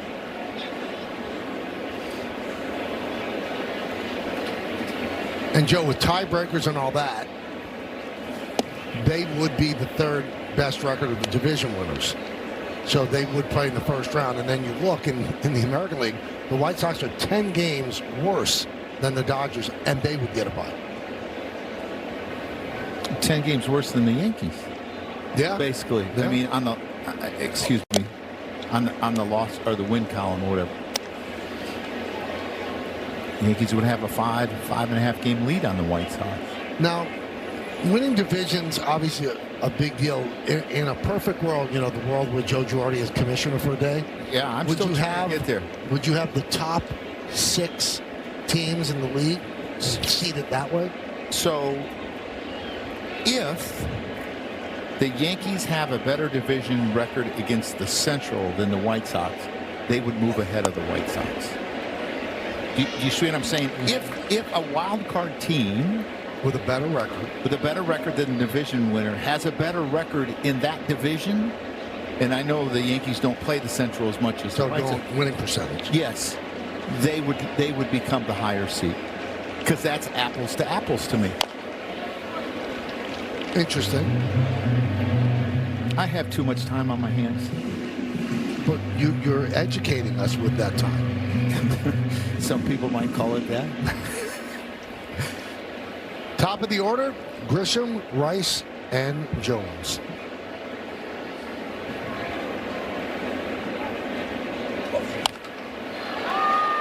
Right field.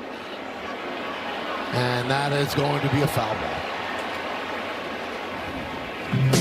Hey fans, check out Yes's original docu-series, The Stadium, streaming anytime on the Gotham Sports app. It's a deep dive into the operations team and other support staff that help make Yankee Stadium one of the best fan experiences in baseball.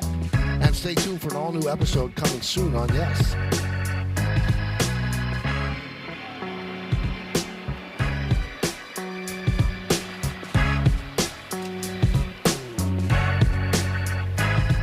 It's amazing how many people make this place run. Now, I always think about, too, like the pressure on the people that have to order, like, food and drink to be close to being right. You can't be under. You can't run out of things. Right. What an art that must be. I would not want that job.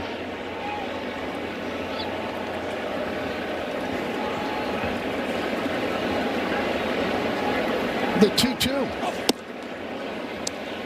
3-2. Gilbert wanted that one. Catcher's challenging the ball call. And you know what? Paredes saw Gilbert's reaction, and then he's challenging. ABS by T-Mobile. Pitch And the Gilbert strike. is right, as Grisham's down on strikes.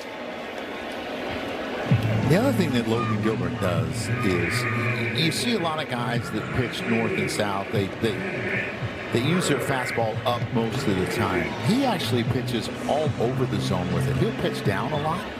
He'll pitch like medium there, and then he's probably trying to go up there. But he's not a guy that just fastballs up, off speed down. He does both. There's Ben Rice.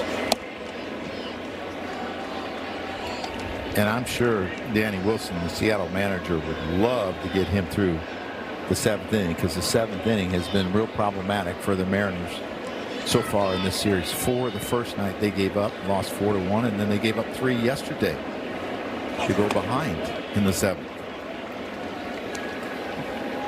So Gilbert going against the resume. Joe gave you this at the beginning. 8 starts against the Yankees, 6.80 ERA. 301 batting average against, but he's certainly shackled them in this afternoon game. Yeah, and it doesn't make sense. Those are numbers that don't make sense to me, because his stuff is outstanding. I mean, it's #1 stuff.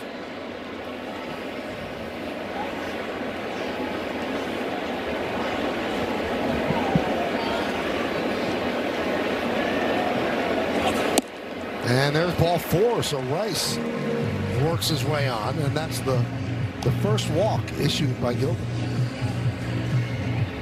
Well, walks per 9, he is the 8th best in the American League at 2.07. So this is not a guy that walks a lot of people.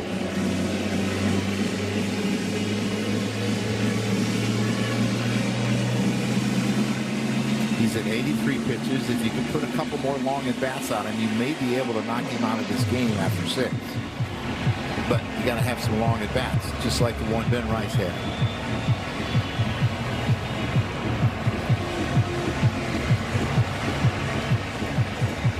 Now let's bring up Spencer Jones, 0 for 2, fly ball to left and a strikeout. Batting 3rd in the order today.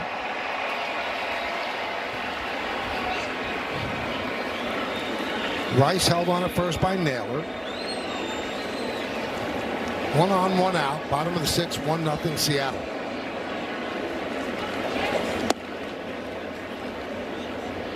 Oh, and 1.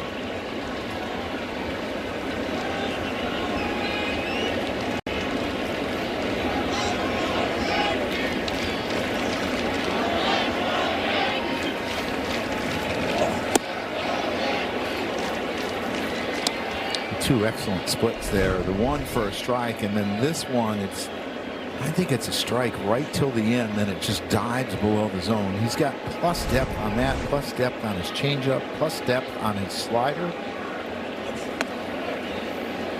Two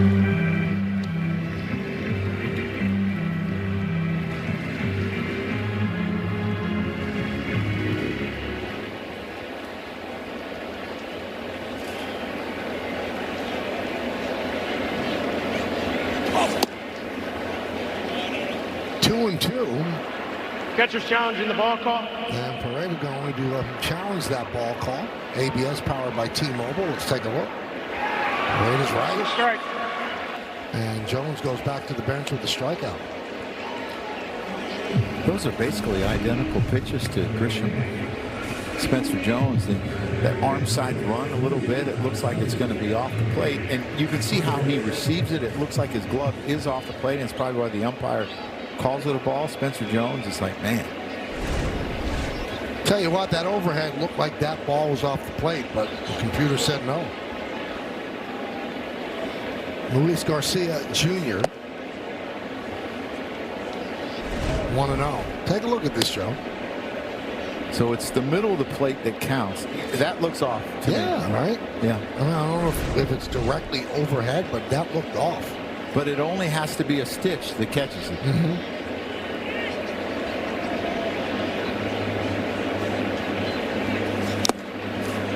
I would think he would be very careful to Garcia here. He is the one guy that has had some success, and you see the pitch to Gilbert.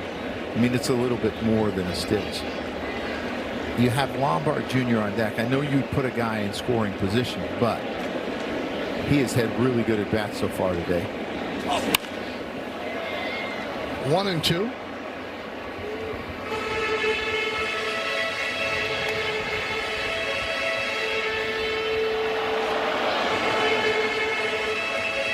Gary De Los Santos closed the game yesterday. Pitched the ninth inning. And Bizzardo up for Seattle. So a couple of runs in the eighth inning yesterday saved the Yankees from using Bednar. Yeah, it sure did. I mean, those are important runs. He did have to get up, though, in the ninth. And how much does that count? It just depends.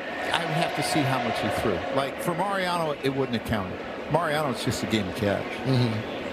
I'm not sure how far Bednar got along. But I used to always wonder why, and it took me a while to figure out, pitchers, when they show somebody warming up, their hat's never on. It's because they're putting the speaker in their hat. That's what the bullpen coach is doing. I used to say, why? Put your hat on, you know? I used to say, right. It took me a while to figure that out.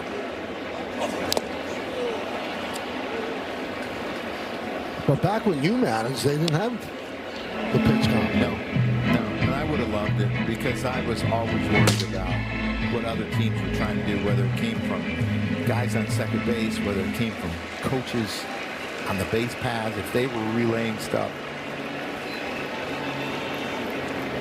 Certain places were more notorious for conspiracy theories than others, and you were always watching. So there's really no wonder why you have gray hair. No. 3-2, so that's going to release Rice at first. Naylor tells Gilbert, I'm going to play behind him. And to me, you play behind when you have a pull hitter up if he's left-handed. If he's not a pull hitter, I'm keeping him on the bag. Because I don't want him to get a bigger jump, which might allow him to score with the runner on second. Or on a double.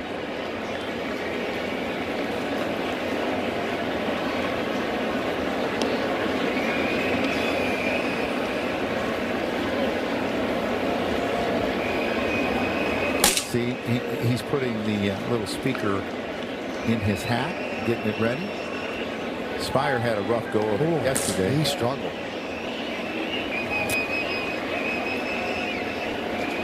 Rice goes.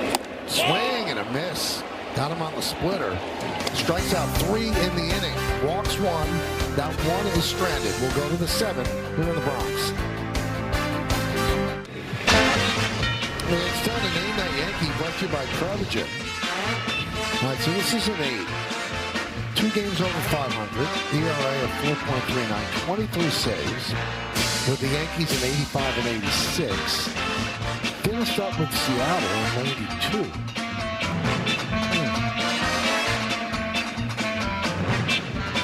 number 8. Yeah. I'm not even thinking. I got the.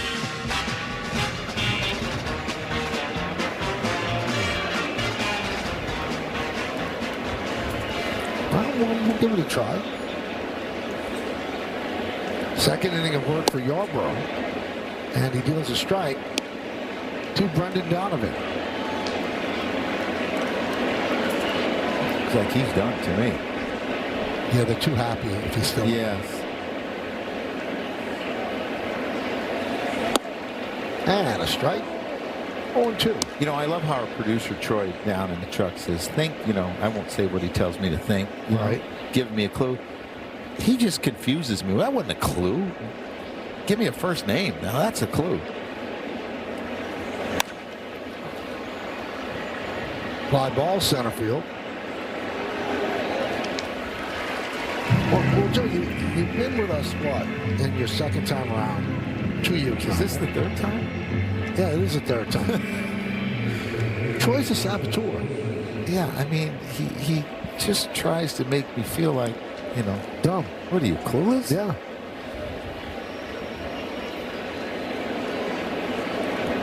Here's the offense in the game. Weston Wilson with that home run. It still holds up in the 7th. And a strike.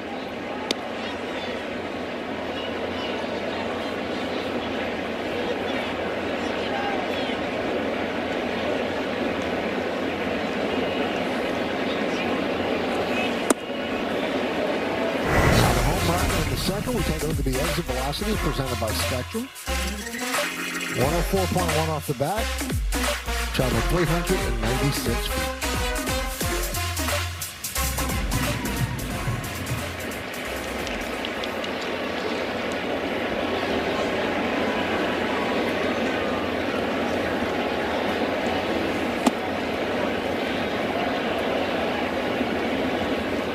Do you have it?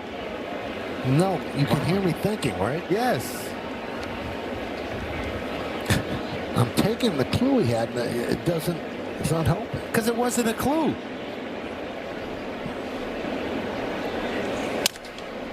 Sounds like a broken bat. Help America's Heroes. Donate $11 a month and amplify your impact with a car or land donation. Go to T2T.org.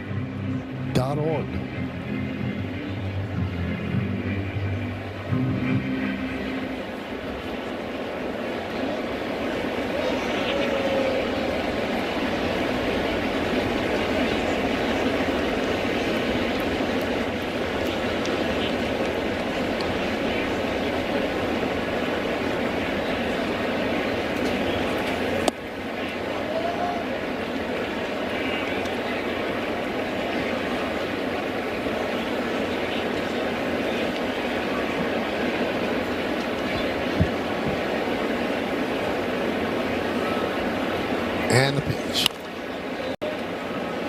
Still 2-2.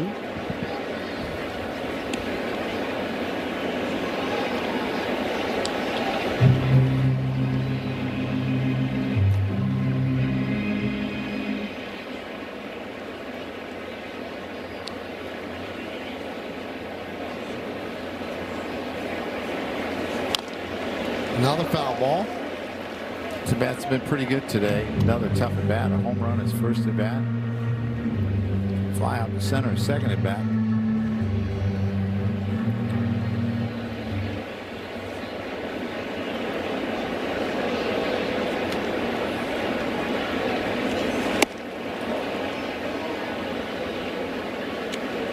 So the 9th pitch will be upcoming.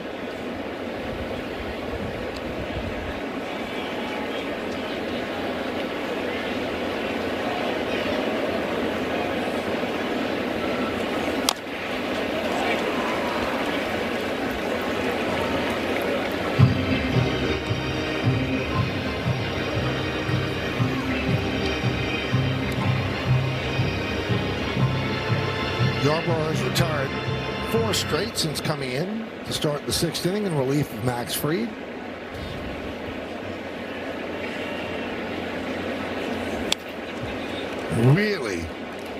Really battling the Yankee lefty. He's mixed it up really, really well. He's went up, he's went in, he's thrown changeups down, he's thrown cutters. He's got a changeup grip right there. Be the 11th pitch.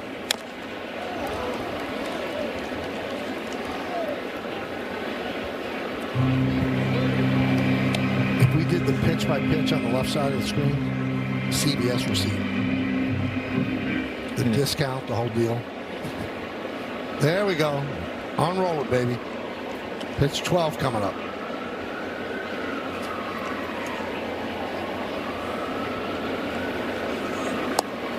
And he ends up winning the battle.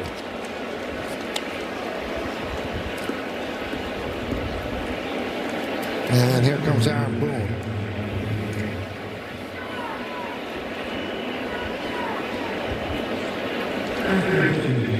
So he signals for De Los Santos. Yarbrough leaves, 1 on, 1 out. Yankees Baseball on Yes is brought to you in part by your local Tri-State Genesis retailers. Learn more at genesis.com. By Optimum Fiber, famously fast fiber internet. And by the Hyundai Getaway Sales Event. Deals so right, they almost feel wrong. Only at your local Hyundai dealer. 1 on, 1 out here in the 7th inning, 1-0 Seattle. Yankees go to the bullpen and call on Yuri De Los Santos. Yeah, gave the Yankees an inning last night. Gave up a couple hits. Pretty good numbers. Sinker, changeup are his main pitches. Sinker should be able to get a double play ball. Runner goes. The throw is high. And Wilson is safe. So a stolen base for Weston Wilson. Yeah, he got a huge jump. And that looked like it was a hit and run, a planned hit and run, trying to stay out of the double play. But he got such a great jump. Swung through, and there's really no chance for Ali Sanchez. I mean, he makes a pretty decent throw. It's a little high and up the line, but you want it up the line. You just want it lower so you can put the tag on. But he got it too high, and Jazz can't do it.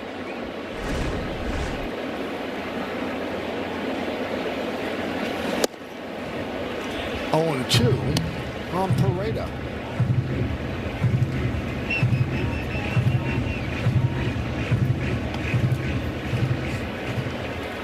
Seattle looking for some insurance for the bullpen.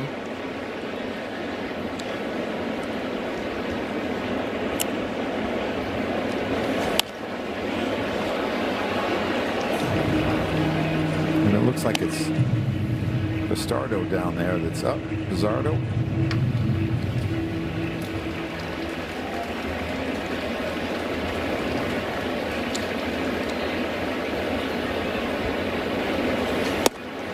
Strike 3.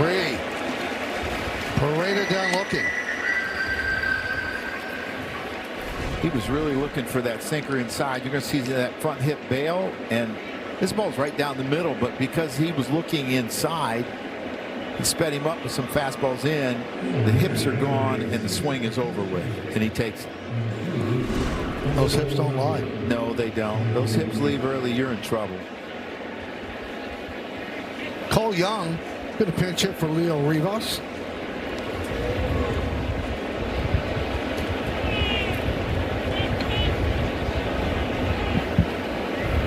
And Sanchez goes out and gives a scout report to De Los Santos.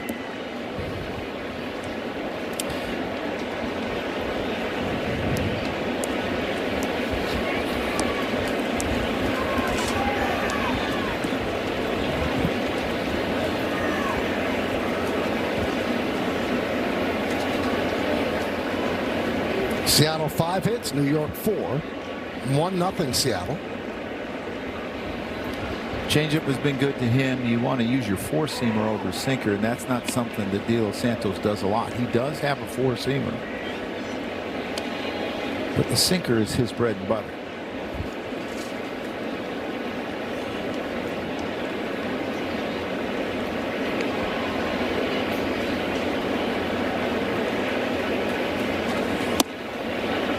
Missed outside, 1-0.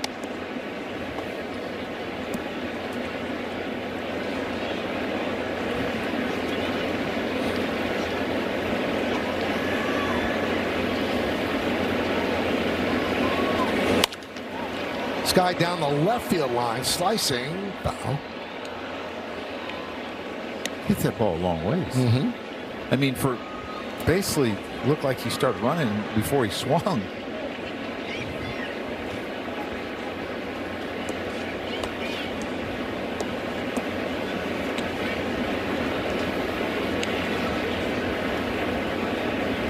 Did it break the water bottle, Michael?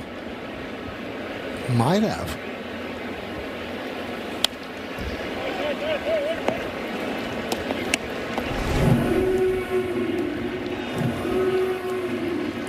No, I don't think it hit. I think. No. Man, you got a big glove. Kids are older than mine, but those water bottles they're gold now. Gold. Yeah. You got My kids love them. I don't ever use one. I used to have a faucet. That's a ground ball, and that will do it. As the Mariners strand one here at the top of the seventh. At the end of 6.5, it's Seattle 1 and the Yankees nothing. But it's time for the 7-inning stretch. We'll stay right here as we honor America and the Bronx.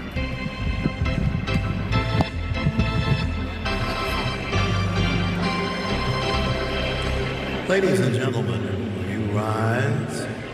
Remove your caps. And please, direct your attention to the area behind home plate as the New York Yankees welcome an honored military guest. United States Navy Petty Officer 2nd Class Dave Barry from Cliffside Park, New Jersey, who served in Operation Enduring Freedom. The Yankees say thank you, Dave, for your sacrifice and for your service to our nation.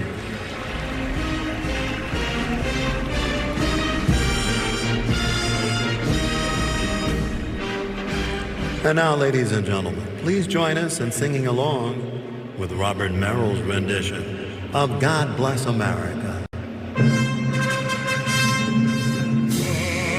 bless America, land that I love. Stand beside her and guide her through the night with the light from above.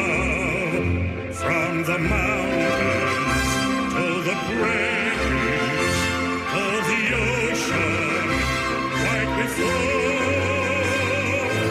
God bless America, my home sweet home.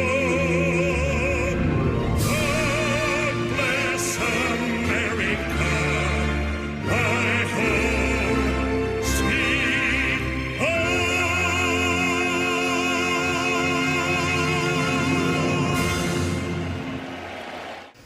Justin and Jack with your Ford Studio update. And Jack, amidst this pitcher's duel, the Yankees offense is going to be forced to find an answer in the late innings. Weston Wilson with the only run produced in this game, his home run off Max Fried. Gilbert out of the game now, so if you're the Yankees, you're exhaling in the dugout, hoping that you can do some damage against that Mariners bullpen. The Yankees have done it in this series, and it's been done all August. In the month of August, the Mariners bullpen an ERA of almost 9. We'll see you on the postgame. Michael, back to you and Joe.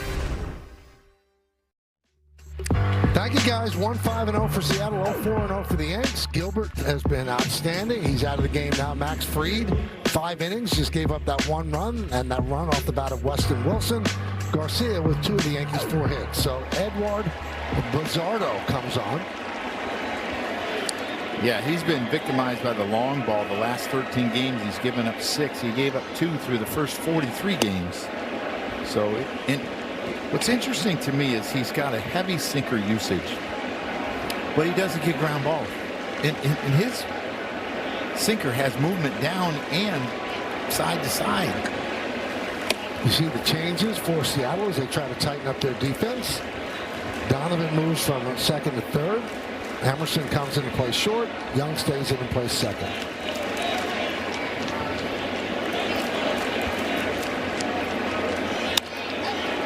That one is looped into shallow center. Backing up is Young. 1 down.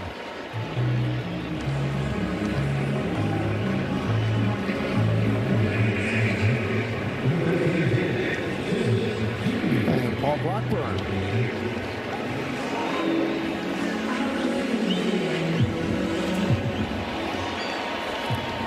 Jose A. Ferrer, we saw him on Tuesday night, pitched well for 1 inning.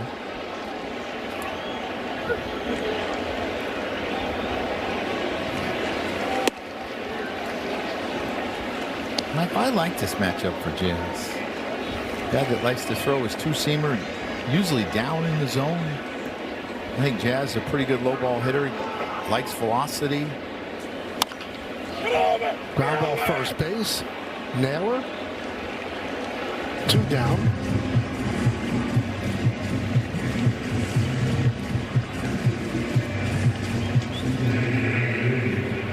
So an 0 for 3 day for Jazz. Here's Jose Caballero. 0 for 2 with a pop to short and fly ball to left.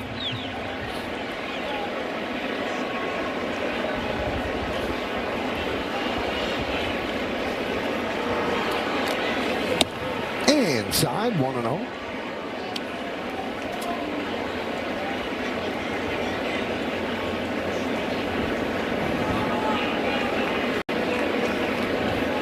Bizzardo, 6 big league season. 30 years old. Had a really good year last year. 2.52, 189 opponents average against. Had started off great, but since the All-Star break, not so great.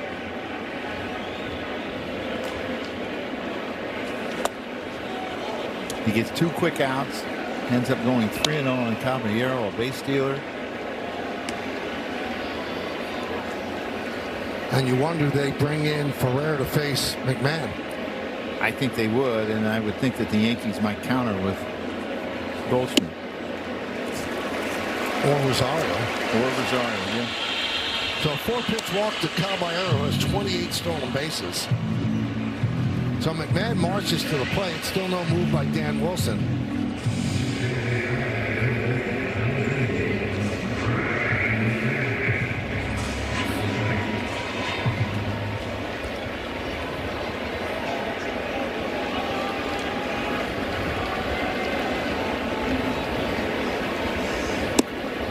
And a strike, so they stay righty against the lefty.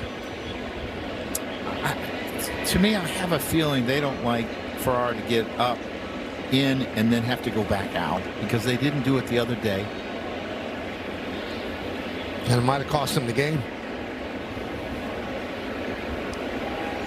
And to me, this says everything about bringing the left-hander, because you have a base stealer on. You have a short porch to right field. You have a guy that's been swinging the bat pretty good. A guy that's given up a number of home runs recently.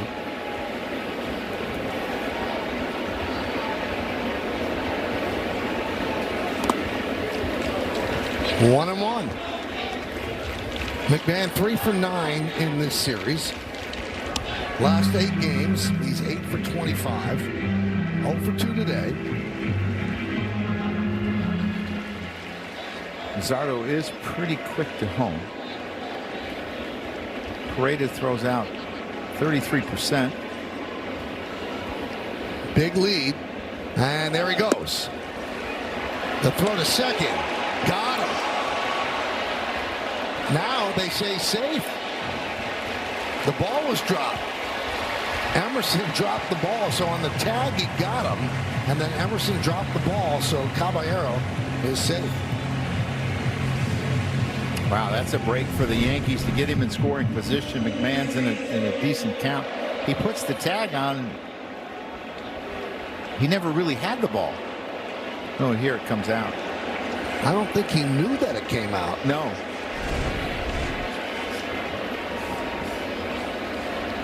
Two, 1. 3 and 1. And when he catches this, it's probably too much in the pocket as it slides up near the end, and then he drops it. How about this, Joe? It's called a caught stealing E6. They don't give him a stolen base. And that's outside corner, 3 and 2. And I'm not sure that he's not safe anyway. I'm not sure. I think it might have been challenged, but because he called him out and then safe, that's why they do the E6.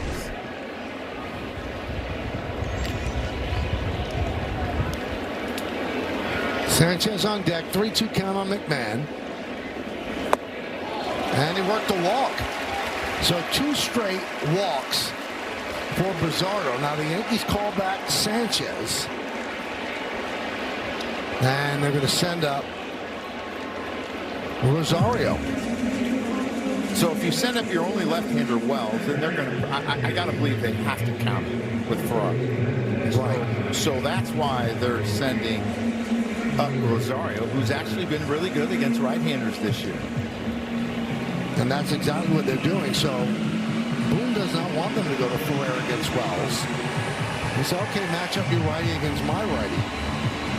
So Pete Woodworth, the pitching coach, comes out, talk things over with Bizzardo.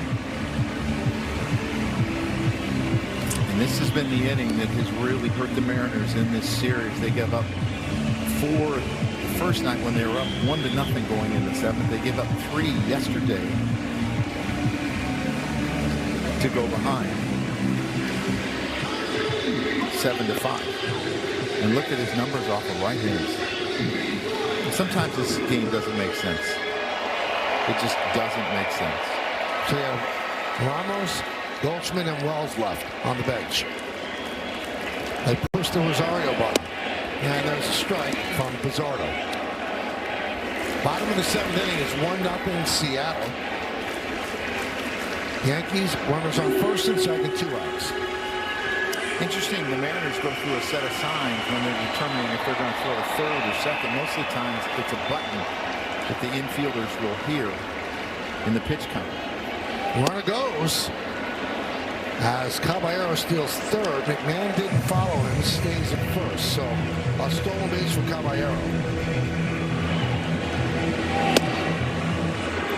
Yeah, good decision by McMahon. If you don't get the jump, you shouldn't go. And the other thing it does is it opens up the hole between first and second. But you just can't automatically go because the guy in front goes, because they might throw to second. Foul back.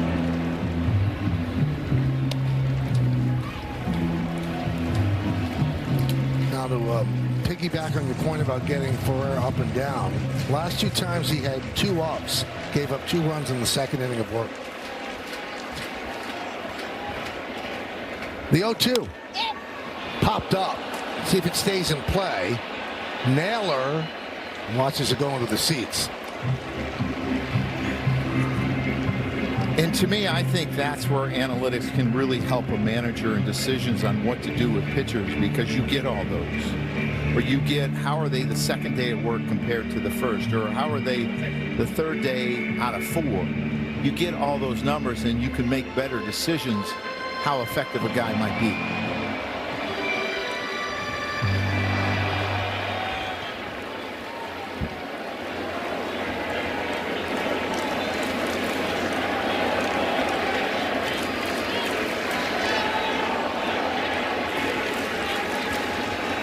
The 0-2. And that's challenged by Pareda. He thinks it's strike 3.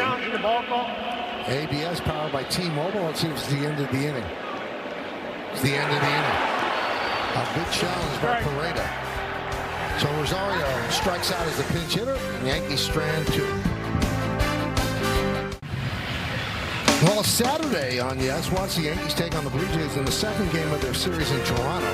Pre-game coverage begins at 2:30 with first pitch scheduled for 3:07 on Yes and the Gotham Sports app. Now, Yes is going to have post-game coverage on the Gotham Sports app following the final out of the Apple TV game on Friday night. Randy Arozarena takes a strike as we start the 8th inning at the top of the Seattle Mariner order. An announced crowd of 41,842 on this Thursday afternoon. 0-2. Yeah, you see Yeri go to his slider. When you look at Arozarena and you look at Julio Rodriguez, they're both very good on changeups. So he's going to have to go after them a little bit different than what he's comfortable doing.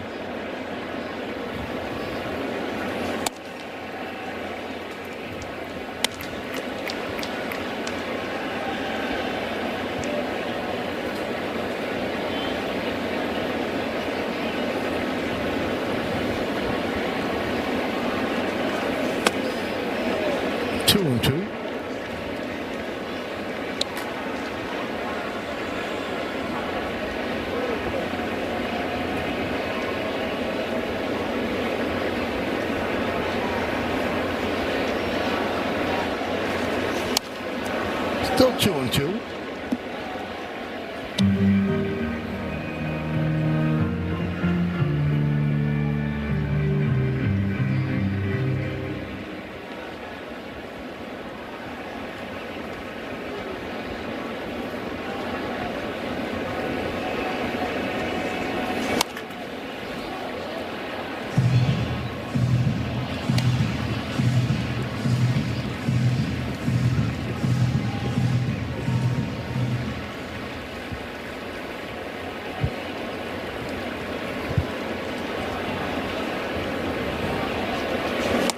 Swing and a miss. Bat goes flying into the camera well. Hope everybody's okay. So a Rosarena down on strikes. Now, this is a really, really good bat toss. The only way you do that is if you get great extension, which he does. Oh my goodness! Thank God for the camera there. Yeah. Broke a couple pieces off. It looked like.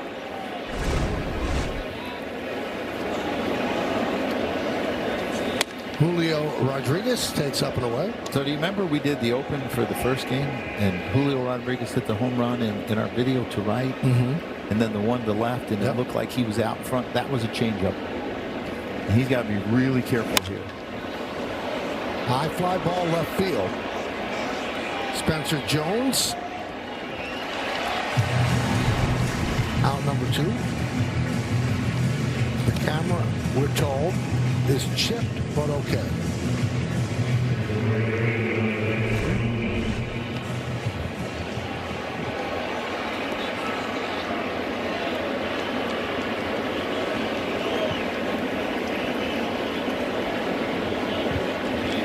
Here's Dominic Canzone.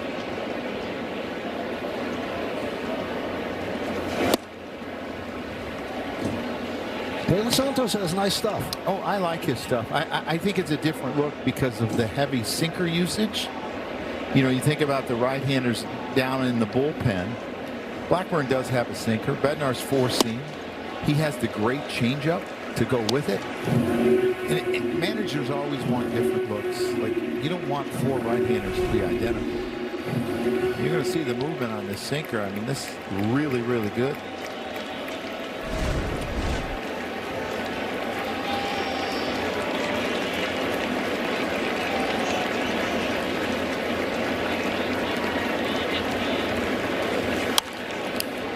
And I give him credit because in the minor leagues, very seldom will you ever throw an inning on a Wednesday night and come back and throw multiple innings on a Thursday at a day because you don't have to do it down there. Here, you have to because of the importance of winning. So him bouncing back and so far throwing the ball really well, give him a lot of credit. Swing and a miss. Really strong performance by De Los Santos. He retires the Mariners in order.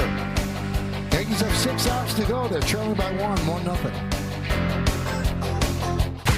Come out to Yankee Stadium on Friday, August 21st, when the Yankees take on the Blue Jays. First 18,000 guests in attendance receive a Cody Bellinger bobblehead, courtesy of T-Mobile. Tickets are going fast, so get yours today at Yankees.com. Top of the order for the Yankees, it'll be Jose A. Ferrer. Grisham, Rice, and Jones, 3 left-handers.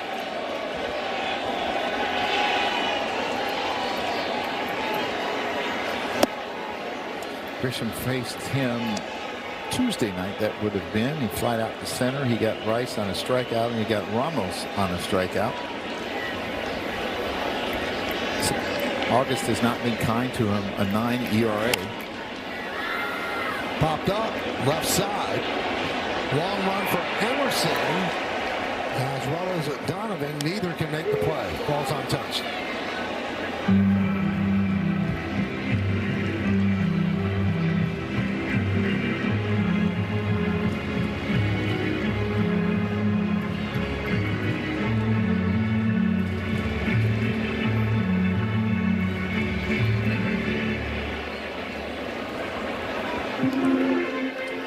Grisham just getting back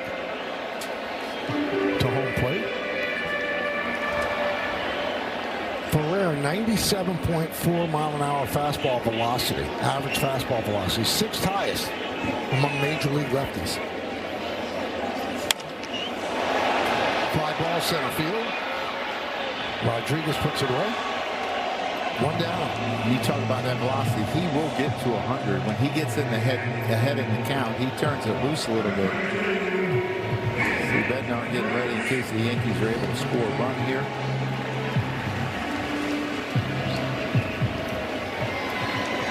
Even if they don't, you think they bring him in? No, they're getting somebody else up. Ben Rice takes a strike. There's Munoz. He'll close it out for Seattle.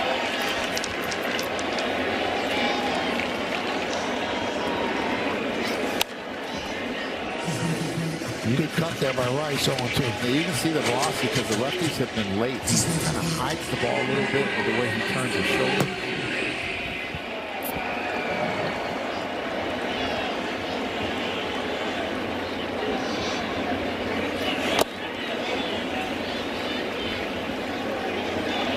Got about 5 pigeons out in right field, right center field. They're in danger if Rice goes that way.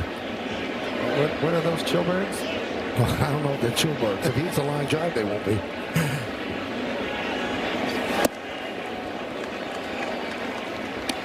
Yankees bring Ramos out to the on-deck circle, pinch it for Jones.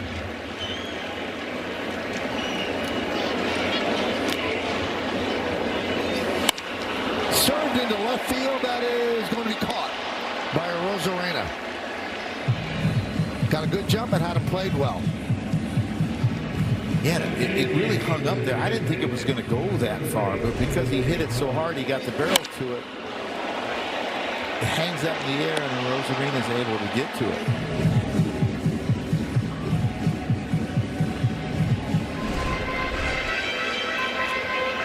So here's Ramos, 2 for 24 since being acquired by the Yankees.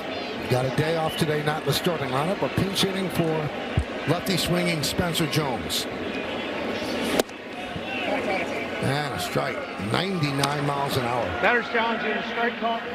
And he's going to challenge that one. ABS challenge powered by T-Mobile. And he's right. Ball.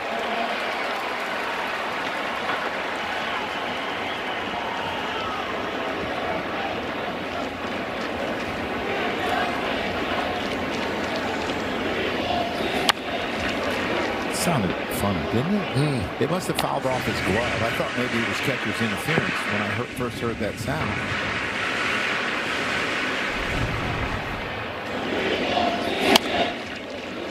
It looked like it hit off the front of the glove. 1-2. 100.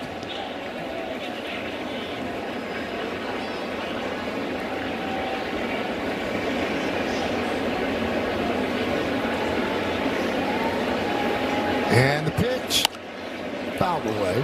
It's almost like for Ferraro, once he gets comfortable on the mound, velocity goes up. He's a guy that's had some problems earlier in his career with walks. And he gets comfortable, and that 96, 97 turns into 99, 100. 2-2.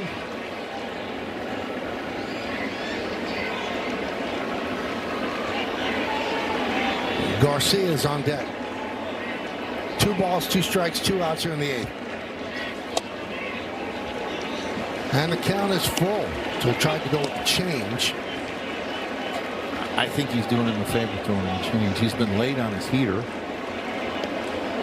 And it's a ball that he can pull and hit the seats. Ground ball shortstop. Emerson throws a strike to Naylor. Yankees go down in order 1-2-3 against Ferrer. We'll go to the 9th inning. Time to find the answer to name that Yankee. Those are the clues. Joe and I think we're clueless, so let's see who it is. Brian Fisher. Wow. So, what was the clue? He said Rick Roden. Rick Roden. Why think Rick Roden? Was he traded for Rick Roden? Oh. Yeah, I was going to know that. He's traded for Rick Rowe and he and Doug Graybeck. Not a great Yankee trade. Fisher had pretty good stuff. 6th in the 85 American League Rookie of the Year voting. Yankees got Rick Rowe and Cecilio Blanque. Cal Raleigh leads off against the new Yankee pitcher, Fernando Cruz. How about this? Cal Raleigh had 60 home runs last year. 60. He has 51 hits this year. It's remarkable. Fernando Cruz has been struggling lately, and what I've seen is the split has been up in the zone. And when it's up, it gets hit. For whatever reason, if it's mechanical, it's a little fatigue.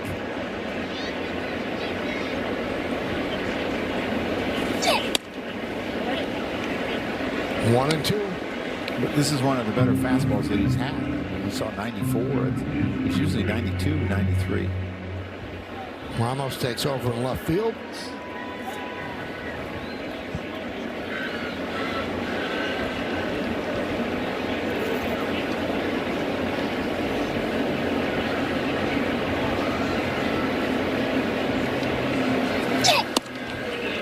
Strike three. Raleigh down looking, so Raleigh is 0 for 4. And I think Cal Raleigh, if they had 2 challenges, probably would have challenged this. But because they only have 1, he's probably trying to save it for his pitcher the next inning. He would have won that challenge.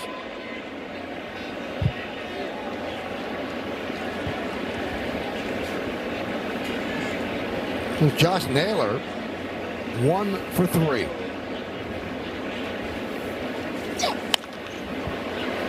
Popped up on the right side. Garcia giving it a look toward the stands. And it's in the seats.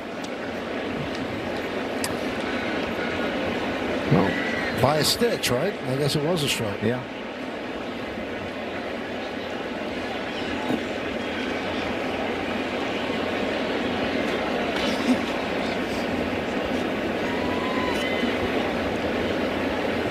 If you look ahead to the bottom of the 9th inning for the Yankees, 4, 5, and 6 for the Yankees. The 3 juniors, Luis Garcia, George Lombard, and Josh Chisholm.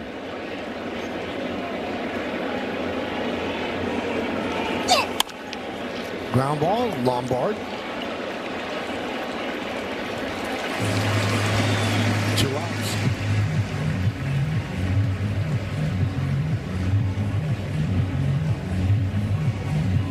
It must be fun being 21 years old and having that much confidence as a defender, knowing all the things that you can do.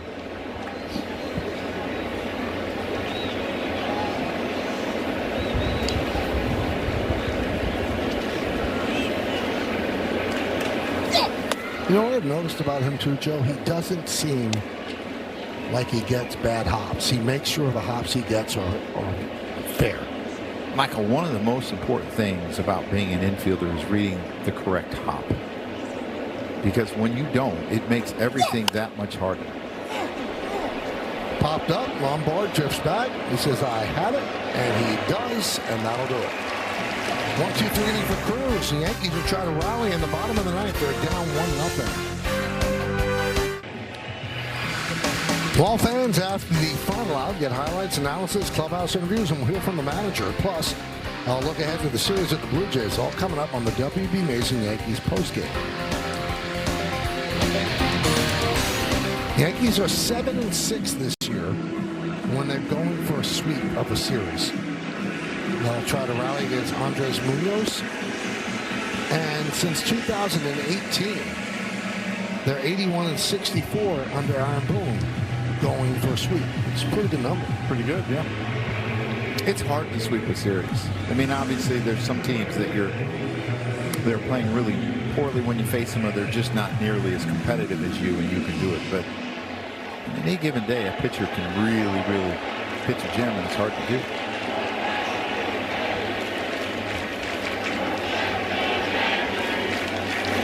And there's a strike from Munoz, one of the league's best relievers over the last several seasons. Since 2022, a 2.52 ERA. Last year, it was 1.73.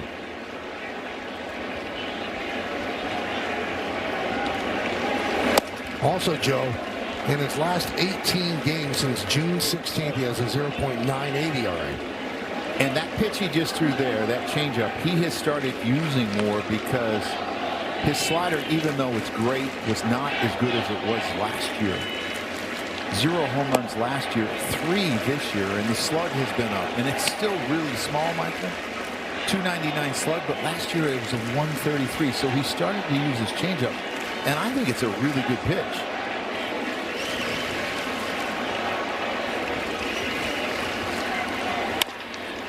Ground ball and backhanded there by Young. Good play.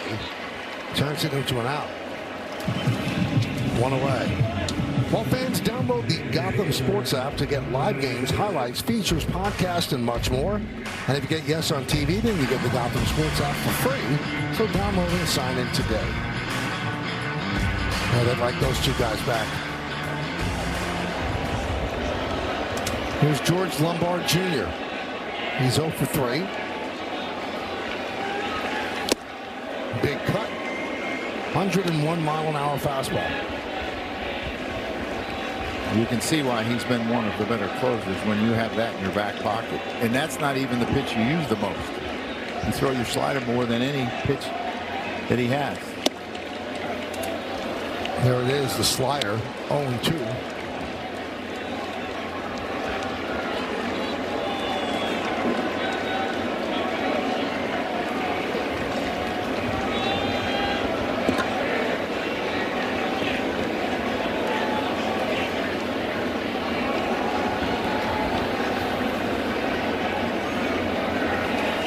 Swing and a miss.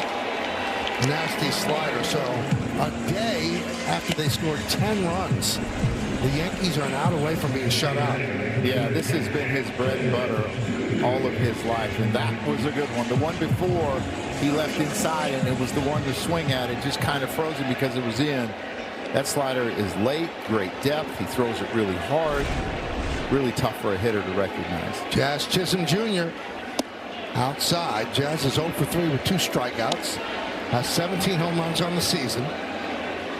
Yankees down to their final out here on this Thursday afternoon.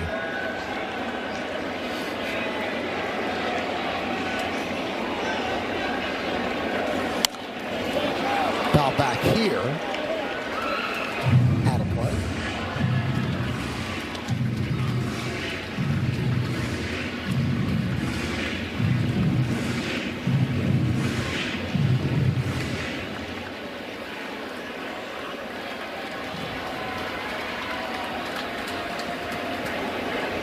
The 1-1. Now down to their final strike. 1-0 Seattle. A home run in the second inning by Weston Wilson against Max Fried has held up so far. And the 1-2. Swing and a miss. And that'll do it as Seattle salvages the final game of this 3-game set, shutting out the Yankees 1-0. Yeah, and they break their 6-game losing streak. They're on to Houston, which is a huge series for them. Max Fried was really good again today. The whole staff was really good today. It just Logan Gilbert was a little bit better, and that was the difference. So Munoz strong in the bottom of the ninth. They use Gilbert and bullpen to get it done. 4 pitchers: Pizarro, Ferrer, and Munoz. Seattle wins 1-0. Mariners win 1-0 over the Yankees. We take a look at the game-changing drive of the game, brought to you by Audi and the all-new Audi Q3. Yeah, 2 outs, 2-2 count in the second inning. Weston Wilson hits this home run, his 4th of the year on a cutter. It was just in the middle of the plate too much. And this guy made it hold up, the Chevy player of the game. Well, Logan Gilbert was brilliant today. You're going to see some splits that he throws to these and some sliders that where the bottom just drops out. He went 6 strong innings, and he has struggled against the Yankees. Look at the action on that split finger right there. 7 Ks, 1 walk, and only 4 hits. 5 hits for Seattle, 4 for the Yankees. It took 247. Gilbert is 9th win. Munoz is 21st save. Fried takes the loss. Wilson was the difference. Garcia had 2 hits out of the Yankee 4. Coming up on the Yes Network, stay tuned for for the WB Mason postgame show with Justin Shackle and Jack Curry. Special thanks to producer Troy Benjamin, director Michael Cooney, Mike Webb, and the executive producer of the Yes Network with Mr. Jared Ames Boschnack. Join us again on Saturday when the Yankees take on the Blue Jays in Toronto. Coverage begins at 2:30 p.m. on Yes, with first pitch coming shortly after 3. Once again, the final score, the Seattle Mariners 1 and the New York Yankees nothing. For Joe Girardi and Emmanuel Barbari, I'm Michael K. saying see ya in Yankee Stadium in the Bronx, New York. I was good to Justin Shackle and Jack Curry standing by in our Yes Network studios with the post-game show. Guys?